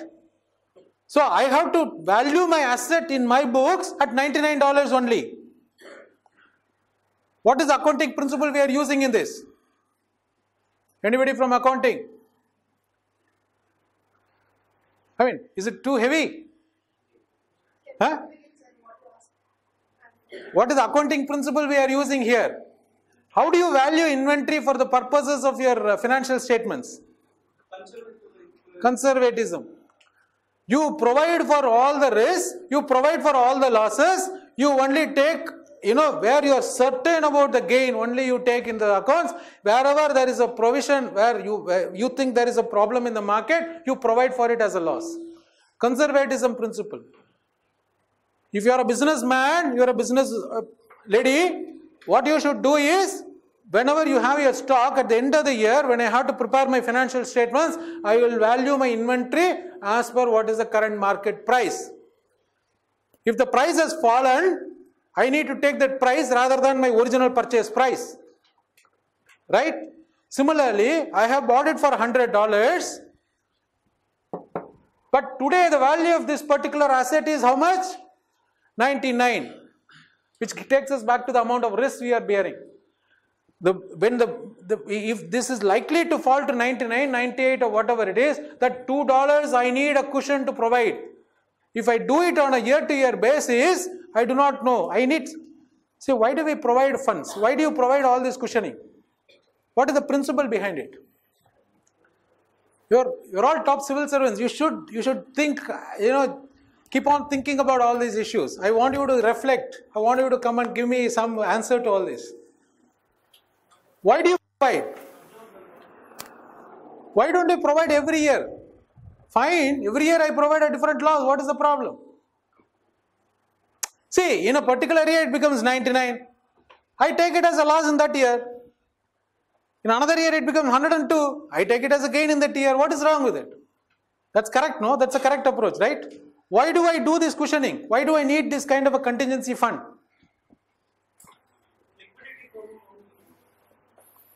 No, I'm not selling the asset. See, when I need to have a cash outgo, I need to bother about liquidity. Liquidity is an independent issue by itself. We'll think about that. Why do I need to provide for it? It is a simple approach that you do not want too many variations in my profit every year. Please understand this. I need something which is steady enough. You go to, see, it is like this. Today you go and buy, let's say, Reliance share. I mean, whatever it is, let's say it's 600 rupees. Tomorrow it goes to 780 rupees. Day after tomorrow it comes to 500 rupees. Will you ever go and buy the share? You will not. There is some steadiness you need. It can go up maybe 2%, it can go up by 2, down by 2%. But if it goes up 10% one day, another 5, down by 5% another day, probably you will not touch that. Because the risk associated is very large. So the risk is what? Risk mitigation is a mechanism where you ensure my profits remain more or less the same. You see here, in spite of whatever variations which may come, see, we are not talking about how much has been added, how much has been subtracted here. Every year you add something because of some increases, you subtract something because there is a write-off. So that we are not got into here. Thing is, if you see the profit, it goes somewhere steady. It is in that particular range. This entire cushioning, risk mitigation is what? Risk mitigation is an exercise in ensuring that there is not too much of variation. Why do you need insurance? Why do you need insurance?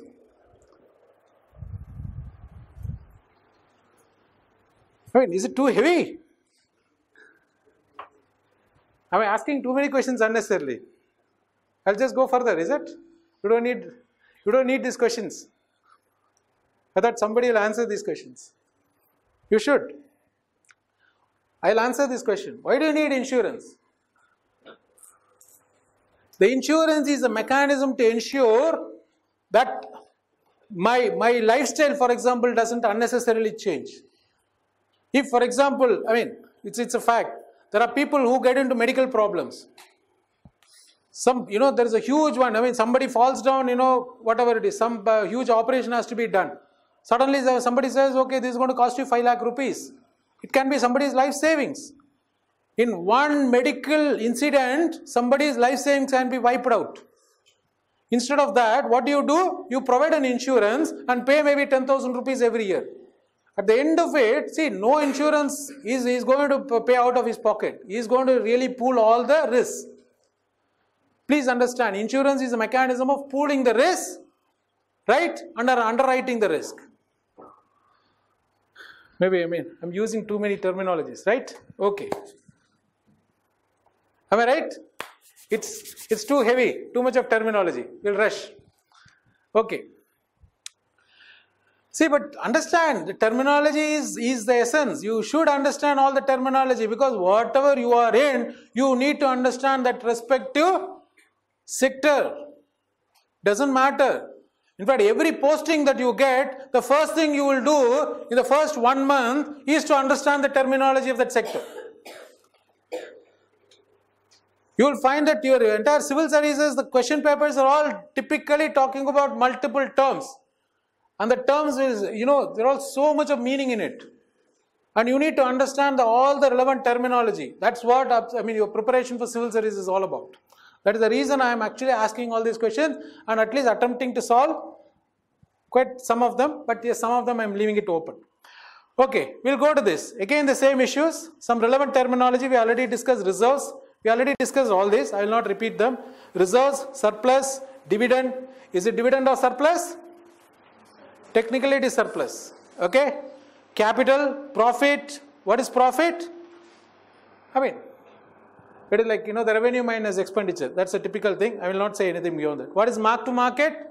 I gave you the example that I bought it for $100, but when I actually, in the market, I am able to buy it or sell it at 99.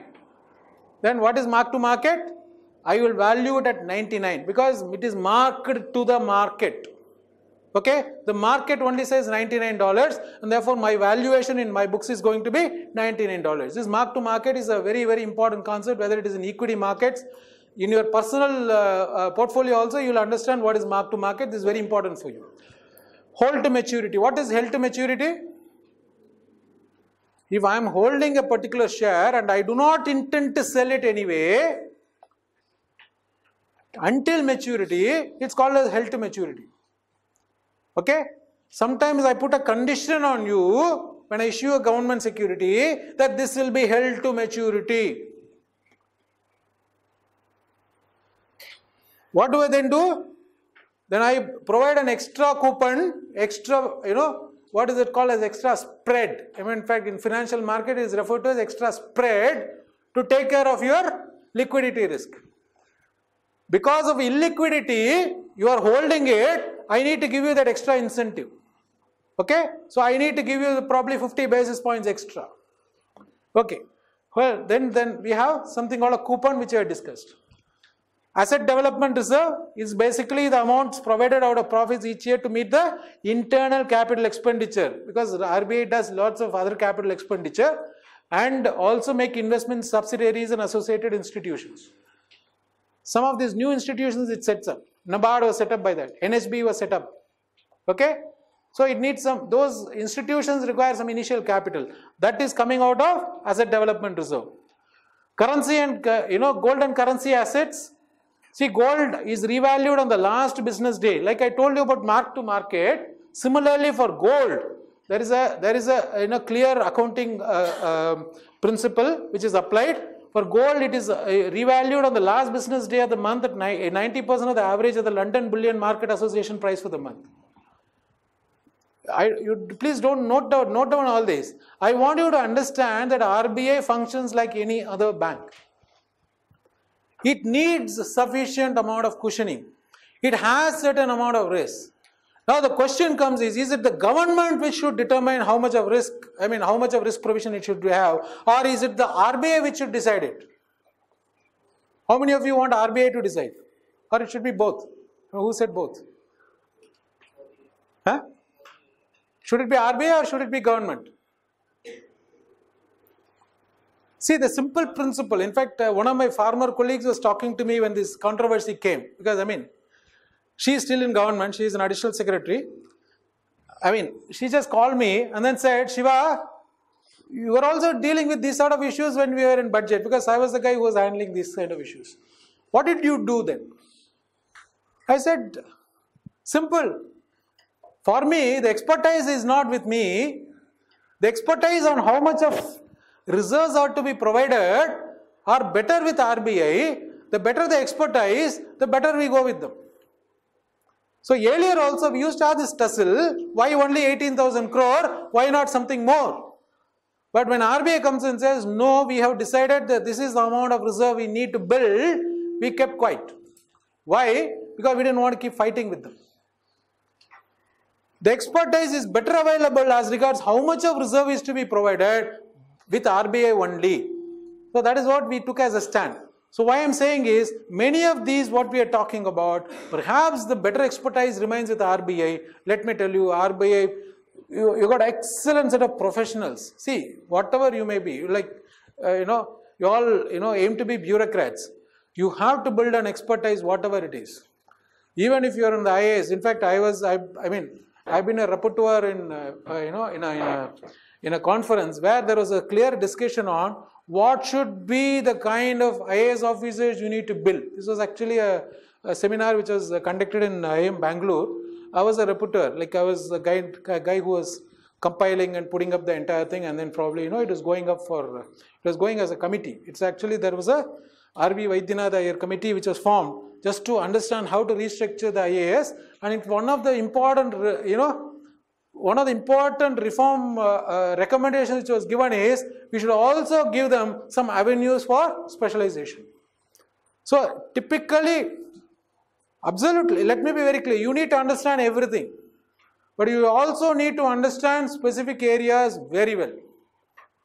Okay, so therefore build some level of expertise in whatever field you get into. It is very important for you. You need to understand the full jargon. There are a wonderful set of people who will help you. They're all real experts.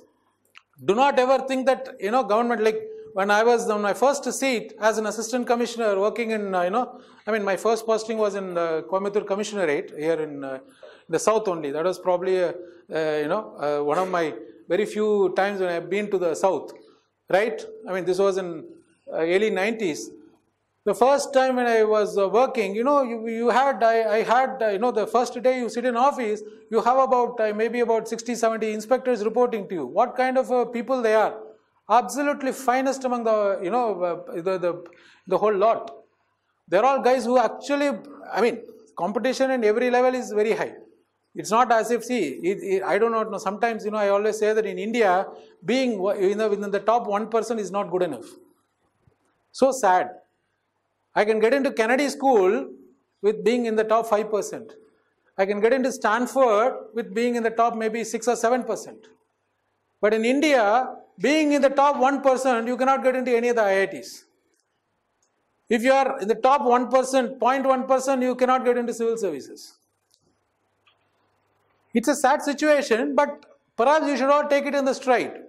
We should perhaps look at it in terms of that, yes, you are also surrounded by bright people. It is just that we are the luckier ones sometimes. Hard work matters, but smart work matters all the more. Okay? It is not just hard work, you need to be very smart. You should know how to crack the exams. It is not merely a question of knowing, you should also know the right kind of mechanism to crack the exams. Because otherwise, you are in the top 1%, no doubt about it. But that's not good enough. Okay? You should know how to crack. Right? Any case, what I'm talking about is, these are kind of issues which have been coming up, and if you all agree, we'll probably, contingency fund is where represents the amount set aside on a year-to-year basis for meeting unexpected and unforeseen contingencies, including depreciation of the value of securities. I told you about the mark-to-market, okay? Risks arising from monetary exchange rate policy, policy operations, systemic risk. Systemic risk, I have given you a definition that is taken out of the Payment and Settlement Systems Act, okay? But that is a general definition of any systemic risk. Then any other risk arising on account of special responsibilities. Now, who is in the best person to determine that? I would typically say the RBI is in the better position to determine that. So, if between government and RBI, I would definitely go with RBI. But does it mean that the government cannot come and say, please give me another 100, maybe another at least 50,000 crore? Government can. Nothing wrong with it. But that's what I call as between the nudging and quarreling. It is better to do nudging, right? When you are into this kind of services and you will deal with lots of people who do not agree with you. When you do not agree, what do? You don't come and say, like, see, most of us see what an IAS officer is, what an IPS officer is, what, I don't know, maybe IRS officers, you see less of it from the movies. It is like, everybody goes and fights on the street. Please, we will not fight on the street. Nobody does. There is so much of work which goes on in the government, we don't fight.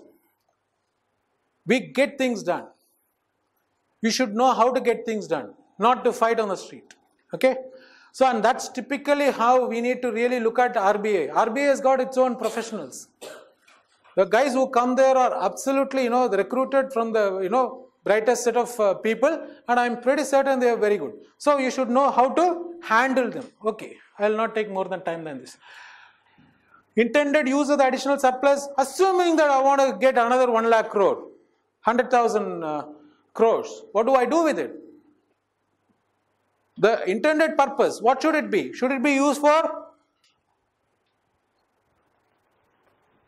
See, the current fiscal deficit is about 6,24,000 crore. Right? Now, this fiscal deficit, if I handle if I get another 3 lakh crore transferred from RBI, will become half. Okay? That is the kind of a newspaper statement which says government is interested in reducing the fiscal deficit. Use it for general budget. Do you think it is correct? Do you think it is correct? All of you by now should be, brimming with kind of your own views. Forget about all this. You're not reading from the book. I don't want you to read from the book. You should have your own stand. You should be able to justify why you take the stand. You should say yes. Why? Then you should be able to say, what is it? See, for example, the counter to this would be, no, I'll use it for specific purposes, like such as recapitalization of banks. Why? Because this is, one of the very simple arguments is that this cannot become, see, in a particular year, at least these are assets which are built up. This contingency reserves are built up over a period of time. When I am transferring it, I should not make use of it in one go. And I got to use it for some purposes which brings a system in place rather than use it for conventional expenditure. Because next year, I may not get the same amount. That means what? Like I told you, earlier we transferred about this, I told about 33,700 crore. We tweaked the accounting mechanism to ensure that the time series remains unspiked. Something similar. When I do a one-time transfer of, let's say, 100,000 crore or 200,000 crore, I need to use it for a purpose which ensures that my time series does not get spiked. Again, using a lot of terminology. Okay? Fine. Another way of looking at it is financing the general deficit. Is there anybody who can justify why I should use it for financing the general deficit? Somebody? No. Correct. But, you should anticipate the next question, right? And answer it even before I ask you the question. See, that's what I'm expecting you to do. What I'm expecting you to do is anticipate the other fellow's questions and factor in it as a part of your response. Please keep that in mind. You should not wait for the other person to ask the question. See, first level answers, second level answers. See, sorry, I'm not finding fault with you. I'm only trying to say because, see, I look at it, each of you should wear a hat. Forget about it that, the so-called the pyramid is limited or whatever it is. All that is okay. But it could be any of us. I always say that it is, why me, why not somebody else? It's very well possible. Nothing is wrong. But it's just that maybe, you need to be a bit smarter. See, when I became my insolvency professional, it is 1 out of 6. Why? Insolvency professionals, there is a limited insolvency exam which you have to pass to become an insolvency professional. Who are the people eligible for it? The persons who have been 10 years CA or 10 years cost accountant or 10 years advocate or 10 years company secretary. These are the ones. And you will find most of them who come are all 20 years, 25 years of experience. In spite of that experience, they will take multiple attempts. They will take 6 attempts on an average, 6 to 7 attempts on an average to pass their exam. And I say that, I do not recollect, I do not mug up any case law, I do not mug up any particular law, but I went and attempted it, I cleared it in the first attempt. Why? You should know how to be smart. In fact, I took some classes for the next batches and I told them, please understand, the answer is not in what you have here, answer is in the question itself. You should know what is that question and how to read a question to ensure that you are able to attempt that question, probably from 1 out of 4, bring it to 1 out of 2, and then try to use some mechanics to solve the question. So, all these are attempts by which you actually start taking a stand. You should know the logic behind it. I am building some kind of a capacity, I am building a capacity for you to ensure that whatever questions I ask, just go and start looking at it. Tomorrow when you go and see the pink paper, you will see, oh God, this was something which he was mentioning. What is my stand? You take your stand. Don't take somebody else's stand. It is not because the CA has said so. Right? I think that is what Arvind Subramanian says. Arvind Subramanian says it should be used for recapitalization of banks. Not because Arvind Subramanian said so. What is the logic to why Arvind Subramanian said so? You should internalize that. Okay, Monetary Policy Committee. Don't worry, we'll have another half an hour, right? Yeah, we'll finish some discussions and lots of questions. But I thought that was my job, okay? And let me tell you, every time you learn a subject, first understand the terminology associated with particular subject, particular sector, particular industry. Look for the terminology, go and get into the definitions, go and get into the definition from authentic sources, from the original literature. Okay? That's very important. What is seigniorage? We have seen it. What is repo rate? All of you have read something on monetary policy. I want you to reflect. What is repo rate? What is repo?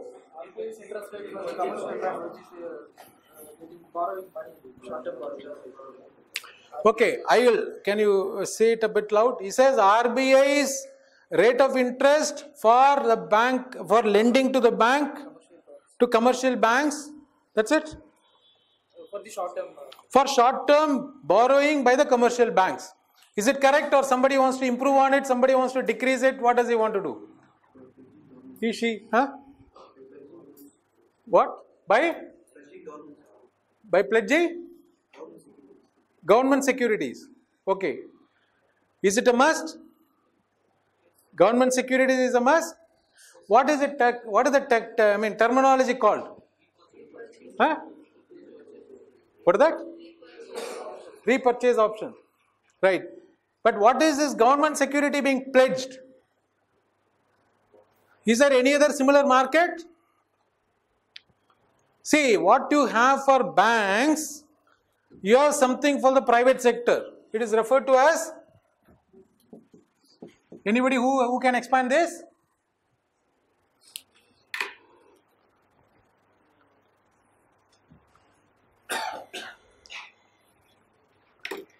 Okay, see, what does it do? See, this is for the rest of the corporates. Okay, this is called as collateralized borrowing and lending operations, CBLO. Repurchase and a reverse repo. What is reverse repo?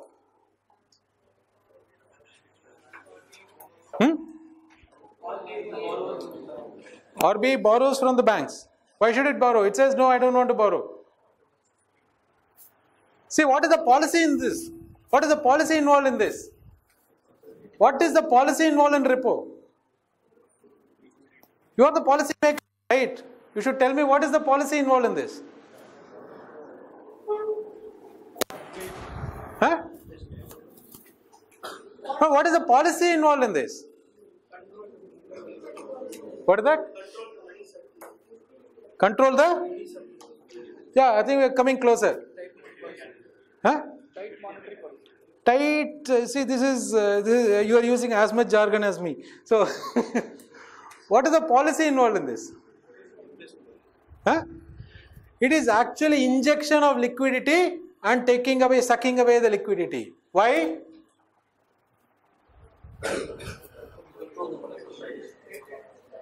Is it a controlling money supply?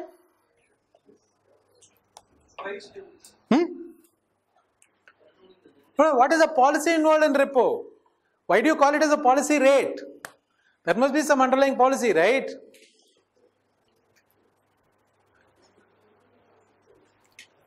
Look at it. See, what are all the players in the market, in the financial market? You got the RBI, you got multiple banks. The banks hold cash. Every day we go and deposit money, we take some cash from the bank, etc., etc. At the end of it, the banks hold so much of cash. Sometimes it needs cash. Sometimes it has extra cash, it wants to invest that cash. Because you see, anything which you hold as an asset, you would like to earn some money out of it. When it has extra cash, what will it do? It will go to RBI and say, hold my cash, right? Give me some returns on it. But tomorrow, if forget about it, we are private individuals, I have some cash, I come and give it to you. You take the cash, because you will use it further, right? Therefore, what do? You say, Tika, I will give you a return of 6%. But tomorrow, for some reason, you have given it to somebody else, you are not able to give me the money back. What happens to me? What happens to me? I go and give it to somebody, that person goes away. I am not able to locate him. My cash is gone. Then therefore what do? No, I don't want it. I want it to be collateralized. This repo and reverse repo are collateralized way of injecting or borrowing or sucking out the liquidity. What is the collateral used? Normally government securities. What are government securities? Can state government securities be issued or used? Can oil bonds be used? See, you will get into mechanics. I am not trying to teach you. But what I am saying is, when you say government securities, don't think that any government security. No. RBI tells you these are the classes of government securities which you can use for these purposes. When I issue oil bond, I specifically write this will not be used for repo purposes. This will not be used for LAF. What is called as liquidity adjustment facility. This is injecting liquidity, sucking out the liquidity. The banks have cash. That cash is, kept with RBI. RBI, what does it do? It collateralizes it. RBI holds some securities in its set of its assets. RBI lends those securities to these guys, right? And to that point, that extent, see, normally there are different kinds of, what is repo? You can have a term repo, you can have an overnight repo. Term repo can be 15 days, it can be 45 days, it can be 30 days, whatever it is. That depends on the term of the repo. But normally what we refer to as repo is the overnight repo. That means what? Today you have extra cash, tomorrow you need it back. So overnights, that particular lending or borrowing which takes place is referred to as the repo. That is the overnight repo. Otherwise, it is referred to as a term repo. Okay. Now, what is it that it does? RBI, through a mechanism of sucking out liquidity or a mechanism of injecting liquidity, what does RBI do? If the money is needed by the bank, it says, because why? Where will the banks have securities? You tell me. Where does the banks have securities? You tell me. Anybody has an idea? The banks, see, when I say collateralized, banks have to give me those securities, right? Where do the banks have this? Again, another policy. There is something called a statutory liquidity ratio. The banks are obligated to invest out of their time and demand deposits. As of now, what? It is 19.5% or something, right? So that amount of the time and demand deposits in the form of government securities. Is it a correct approach? No. It is repressing the market. It is called as a repressed financial system. In fact, if somebody asks you, the Indian financial markets are repressed. Why? One of the mechanisms of repressment is the specification of SLR. SLR was a time when it went up to as high as up to 27%. That means what? The banks get money from the various depositors, but it cannot on-lend it. It can only lend how much? Close to only 80%. The remaining money has to be in the form of G6. On top of it, there is something called a CRR. CRR is approximately 4%. That means what? You are now impounding 20 plus 4, 24% of all my deposits into a mechanism where I just cannot lend. That means how will the banks make money? See, these are the issues you will be, you as bureaucrats you will all be dealing with, right? How do I take care of this? That means I have at any point of time, out of 100 rupees which I have, the banks have only 76 rupees to lend. Out of that 76 rupees, I have something called a priority sector lending. 25 rupees out of it will go to the priority sector lending. And which will be what? At lower rates of interest. That means I have to lend the remaining 50% at a very high rate so that I can take care of the risk, because these fellows won't return this money. Farmers won't return. Small fellows won't return. The big fellows also don't return. Right? What do I do? All that I have to, see whatever we discussed earlier. We said no, this part for 50 became 40. What is it? I can only take care of this 10 lakh rupees loss by way of some earnings. The banks have this problem. Okay? In addition to that, they have something called an ALM, that is asset liability match, mismatch, all that, these are all other set of problems that the banks have. I know I use some jargon, just note it down. Asset liability mismatch. ILFS suffers primarily from this.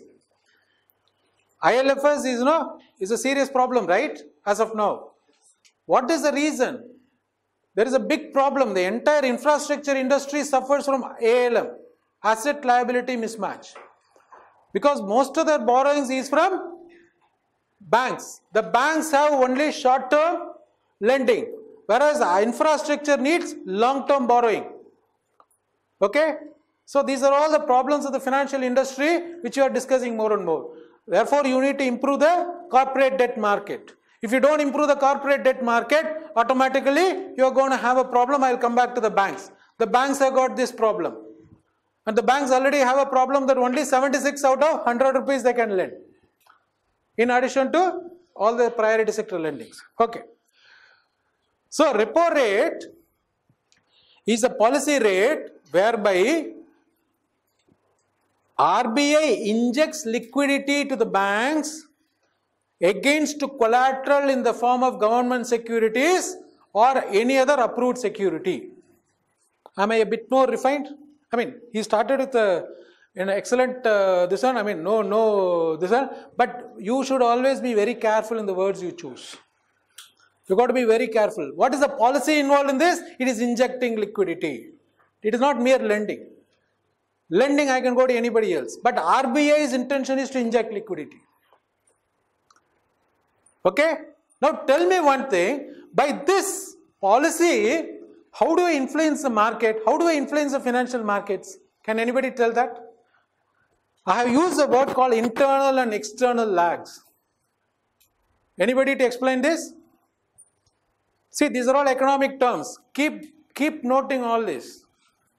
Tomorrow when you read your pink paper, you will actually have a different understanding of most of what the market does. What is an internal lag? You are in the fiscal policy system. What do? You decide that you want to build a highway.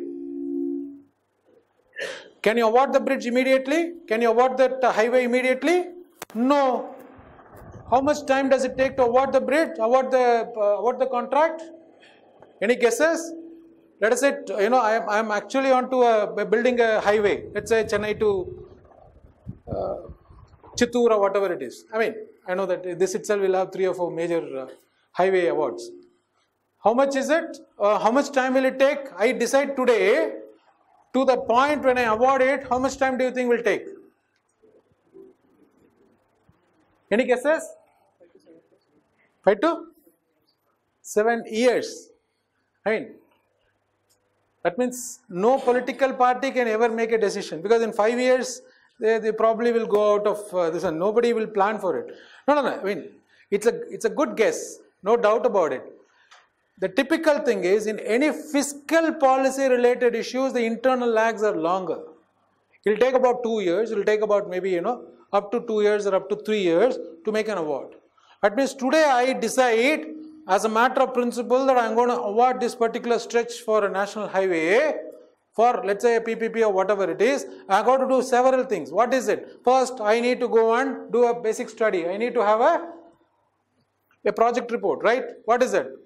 What is the first project report I do? I do a feasibility study. Then I go for a DPR, okay, detailed project report. Then subsequently I go for some kind of an in principle approval, right? Then the mode of, what is the mode of award? It is going to be PPP or is going to be EPC or whatever it is. Then I will go and award it. So this entire process, bidding sometimes it may take 2 rounds. It can take anywhere between 1 year, 2 years, up to 3 years. This is referred to as internal lag. Between the point of decision up to the point of award or effectuating it, this is referred to as internal lag. What is external lag? From the point of award to the point it comes into effect, or it gets into the market. What is that? That means the entire construction takes place and the market starts using it. Okay? So effectively this will be another maybe another 3 years. So fiscal policy, in many cases, once a fiscal policy, like if it is a subsidy scheme, up to the point of approval, it will take long. Once I give the subsidy scheme, it's only a matter of distributing money. So it will be very short. So in fiscal policy, the internal lags are typically long, the external lag is typically short. In monetary policy, it is the reverse. The internal lag is very short and external lags are long. When I change my repo rate today, it takes 1.5 years to 2 years on an average, it's as per a study I am telling you, for the policy to impact the market. It is very easy, in a matter of a month or two, the monetary policy change can be brought into effect. The internal lags are short, but the external lags are long. It's an economic concept. For fiscal policy, it is typically the other way. Okay? I think I had sufficient amount of this one, open market operations and all. I don't know how many of you. RBI participates in the government security market, buys and sells the government securities. That's called as open market operations. What for it is doing is to again inject or suck out liquidity. It's typically that kind of a thing. It is the liquidity management which is the core operation behind monetary policy, okay? And that they do through certain policy instruments. I'm again using a lot of jargon, right? They use policy instruments. What are those instruments? Repo. Linked to that repo is the reverse repo. These two together form something called liquidity adjustment facility. And what does the RBI do through the monetary policy? The current system, again telling you, it was not there even 5 years earlier. Because they amended the RBI Act to make it liquidity targeting as a target for monetary policy. It is an agreed inflation target. Earlier it was not the case. How do you say inflation target vis-a-vis growth? Now on the one hand you say inflation targeting. On the other hand you come and say growth should be the target. That means what? If I want to do inflation targeting, should the money supply be high or low? Money supply should be low. Why? The price won't be stable. Money supply increase, the price will automatically increase. Correct. The increase in the money supply typically leads to an increase in the inflation. We are not getting into the mechanics. Yes. Therefore, if my target is inflation targeting, then I would like to keep the money supply relatively low. But if what is my policy? My policy is to do GDP growth rate. What should I do? I should lend more. I should get more and more people to get money so that they can invest. So that they can, see, the problem is the cash is available. Look at it. I gave that example. Like earlier, what did we start with? We said currency is bought and sold. If there is a greater demand for money, and lower amount of money supply, what happens? The price of money, in this case, what is the price of money? It is the interest rate. Price of money is the interest rate. The price of money in the foreign currency is the forex rate. The price of money in the internal market is the interest rate. Okay? When I have amount of demand, that means what? The people who want to invest, they want more and more money. But I am not supplying money. What happens? That means I have to give more and more interest rate. That means my interest rate becomes high. That means my cost becomes higher. Therefore, my profit becomes lower. Therefore, the GDP growth, you will find, actually is coming down. Because the incentive to make more money is not there. Therefore, if my target is inflation, I should have lesser amount of liquidity. If my target is GDP growth, I should have greater amount of liquidity. This is like very interesting situation. You will find, on the one hand, they amended the RBI Act to say inflation targeting. On the other hand, government comes and says, I should have greater amount of liquidity infusion because I want the GDP growth to be higher. How do you increase the liquidity amount available? One of the ways by which is, see, which comes first, which comes second is not the issue. If I increase the repo rate, what does that mean? There is a monetary transmission mechanism. Again a terminology, transmission mechanism. What is that monetary transmission mechanism? When I increase the repo rate, overnight repo rate, over 1.5 years you will find the rest of the market catches up. And you will find the rest of the market in terms of the interest rates will go up. Automatically there is going to be a GDP growth rate down. So one of the things is I reduce the repo rate. That means the rest of the market catches up in a year or two, then automatically my GDP rate growth is going to get impacted by way of a higher GDP growth. Right? I know, a bit heavy. Okay, I think I have discussed everything else. I will not discuss marginal standing facility, forget it. But I discussed transmission mechanism. CRR, SLR also I discussed, okay? Statutory liquidity ratio, but I think there are definitions for all these I have kept. What is the repo rate? 6.5%, reverse repo rate 6.25%. Just go to RBI website, you will get all these things. Probably many of these things you will find in the RBI's opening sheet, or maybe one of the first or second level sheets. Okay, we already discussed all these. These are available with you. Cash reserve ratio, statutory liquidity ratio, open market operation, market stabilization scheme. I will not discuss MSS. MSS is a very peculiar instrument to suck up liquidity.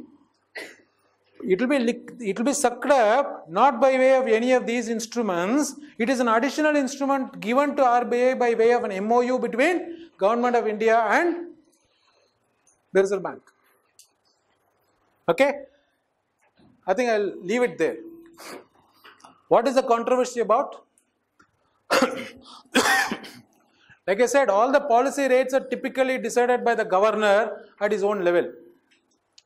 The argument which came is, you should not allow too much of discretion with the governor. You should move the Fed kind of an example. Fed says, the Federal Reserve, which is the US model, they have a committee, there's something called Federal Open Market Committee, which determines the Fed rate, which is equivalent of the repo rate in India.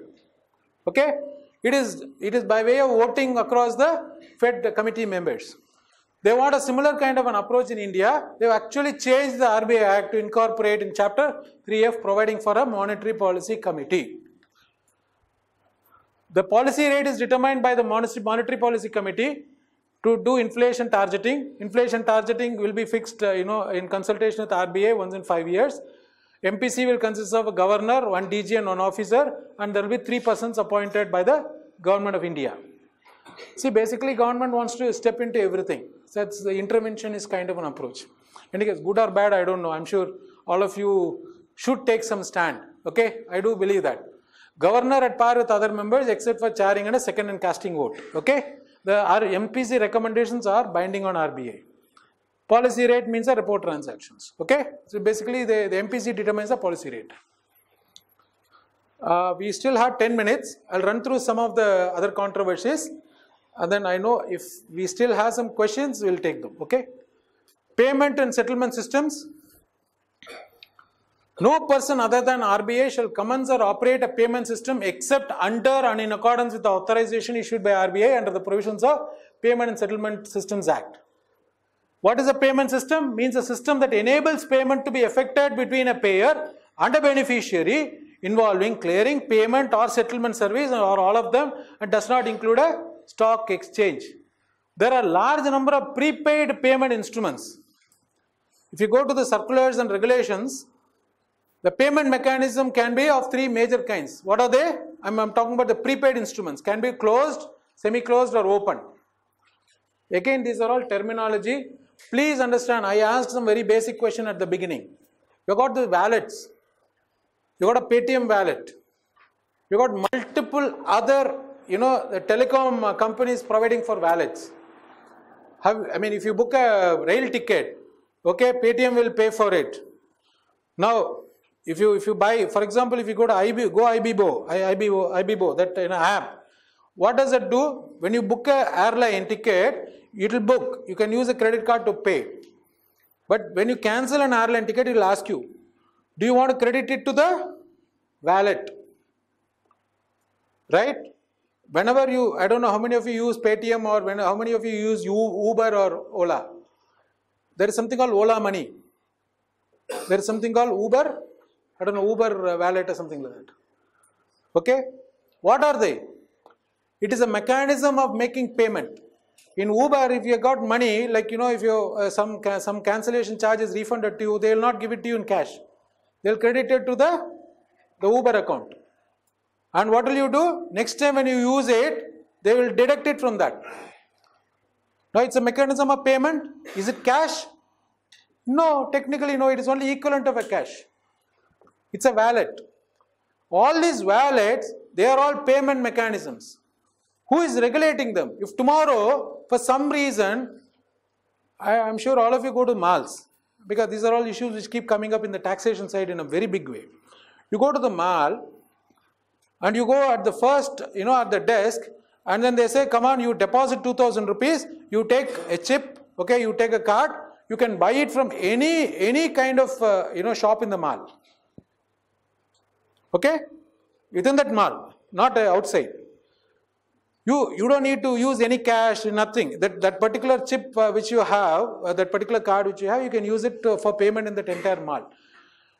It is a prepaid instrument. Is it closed, semi-closed or open? I got a definition of this, we'll come to that. So, somebody has to define this. Somebody has to allow for it. That means what? You are not using currency. Now, I'll ask two basic questions, probably you'll understand why.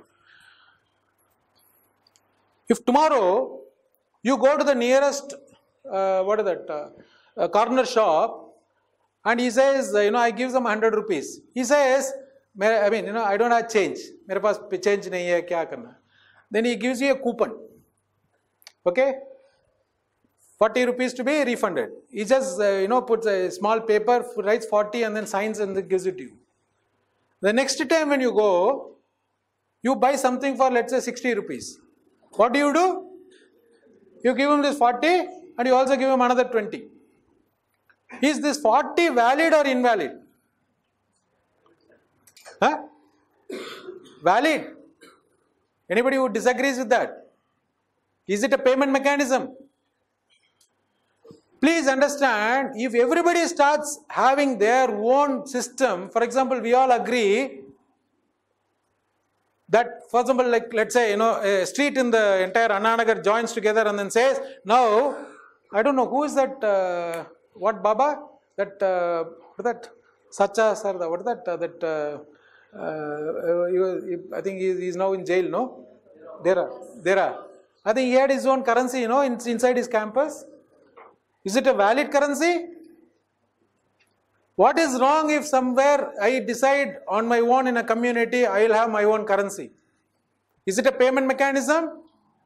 Yes, it is a payment mechanism. I develop my own currency. Is it allowed under the law? Huh? No. think about it, certain kinds of, see, there are some things called closed prepayment instruments, it is allowed. You don't need a permission. If it is semi-open or semi-closed or open, then it has to take a permission of RBI. Okay? Closed system, if it is it's a facilitation of purchase of goods or services by a particular entity, issued by that entity and purchasing only from that entity. Like what I talked about, go to the shop, he gives you a coupon for 40 rupees, you will only pay him back.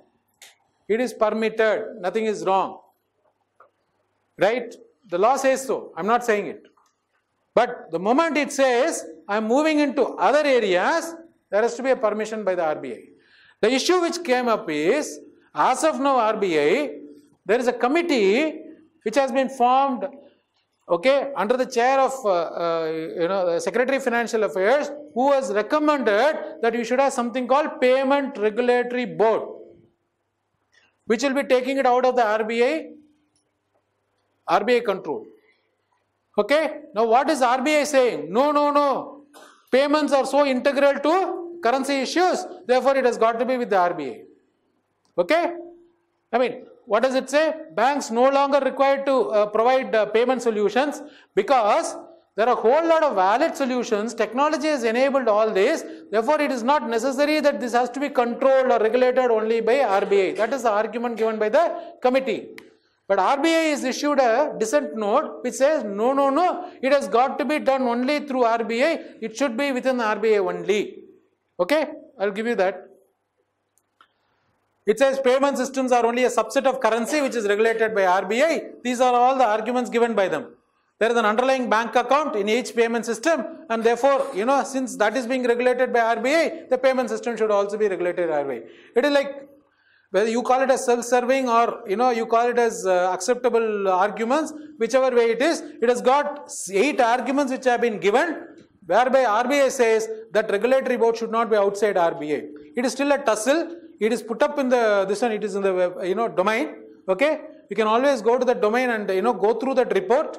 Whatever it is worth, you should know that there is a committee like this. There is a tussle going on between RBI and the Government of India. I'll go to the next one. The committee's counter is reference to any case RBI can make such references to that PRB, and it is there is nothing which stops them from making a reference. And since the committee will be headed by a person who has had a central banking experience, he will understand what it is. And there are other countries which are following similar models, UK and Australia. Okay. Now credit norms for MSMEs. This is the last 2 of my slides. This I don't need to probably discuss so much, because I have seen in Officers Academy site itself. I think you get this weekly or pamphlets or whatever it is. There is some discussion on what is a PCA, etc. I'll just tell you what is the basic issue. The moment a bank comes under PCA, the amount of lending it can do is going to be very regulated. Which means what? Everything has got to become collateralized. The moment you say it has got to be collateralized, I have a severe issue, particularly the small fellows will not be able to give much of collateral. Okay? And therefore, the worst hit because of the restriction in the credit will be the MSMEs. So the argument given by the government is MSMEs are not getting sufficient offtake of credit. Therefore, we need to relax the PCA norms to ensure that more money is taken off by the MSMEs. What is MSME? Micro, small and medium. I mean, I hope all of you know what is the definition of each of these. What is micro, what is medium, what is small, right? So, I mean, maybe just refresh that. There is also an act for that. Okay. So, only argument given counter to that is, actually there are 11 PSBs and 1 private sector bank which has put in PCA, but out of them, I think now 10 have already achieved the target, and therefore they will also start lending. Therefore, this problem is only on paper. This is a kind of a counter which is given. In fact, RBI also come up with credit delivery to MSME sector. In fact, there is a report which came out, I think probably 18th of December or something like that, on the on the banking sector in India, RBI. So it's an annual report. You can go to RBI website, download that particular report. It has got various things which says, these are all the kind of, we had taken those initiatives to ensure that the MSME gets sufficient amount of credit. Okay, I'm not reading it out. I just, put that one. So I have kind of covered many of the issues relating to RBI, about the monetary policy, about the kind of recent controversies. Okay, if you got any questions, you can ask them. I do not know how far you've been able to get all the jargon which I mentioned, but let me tell you, you need to understand, and every time when I discuss these jargon, I can discuss jargon at the next level also. What is important for you is, doesn't matter. Don't consider yourself as trying to only, talk about at the surface. You've got to get into details, you've got to get into an understanding, you've got to get into depth. And that's the target where, as far as civil service is concerned, that's going to be the target as far as your way of life itself is. In fact, let's be very clear, your entry into civil service is only a beginning, it is not the end. In fact, you are expected to understand, the day one you are in office, people expect you to know. If you go and ask somebody, oh, you tell me what is repo, I'm gone. He is not going to give you any bhav. He's going to say, fellow knows nothing. So you got to be very clear that the day you enter into anything, you got to be able to understand all the terminology associated with that sector, and this is an effort in trying to understand about budgeting, about RBI, about the monetary economics. Okay? So any questions? Too much, is it? I don't know, maybe 2.5 hours I condensed too much. Let's see. Thank you.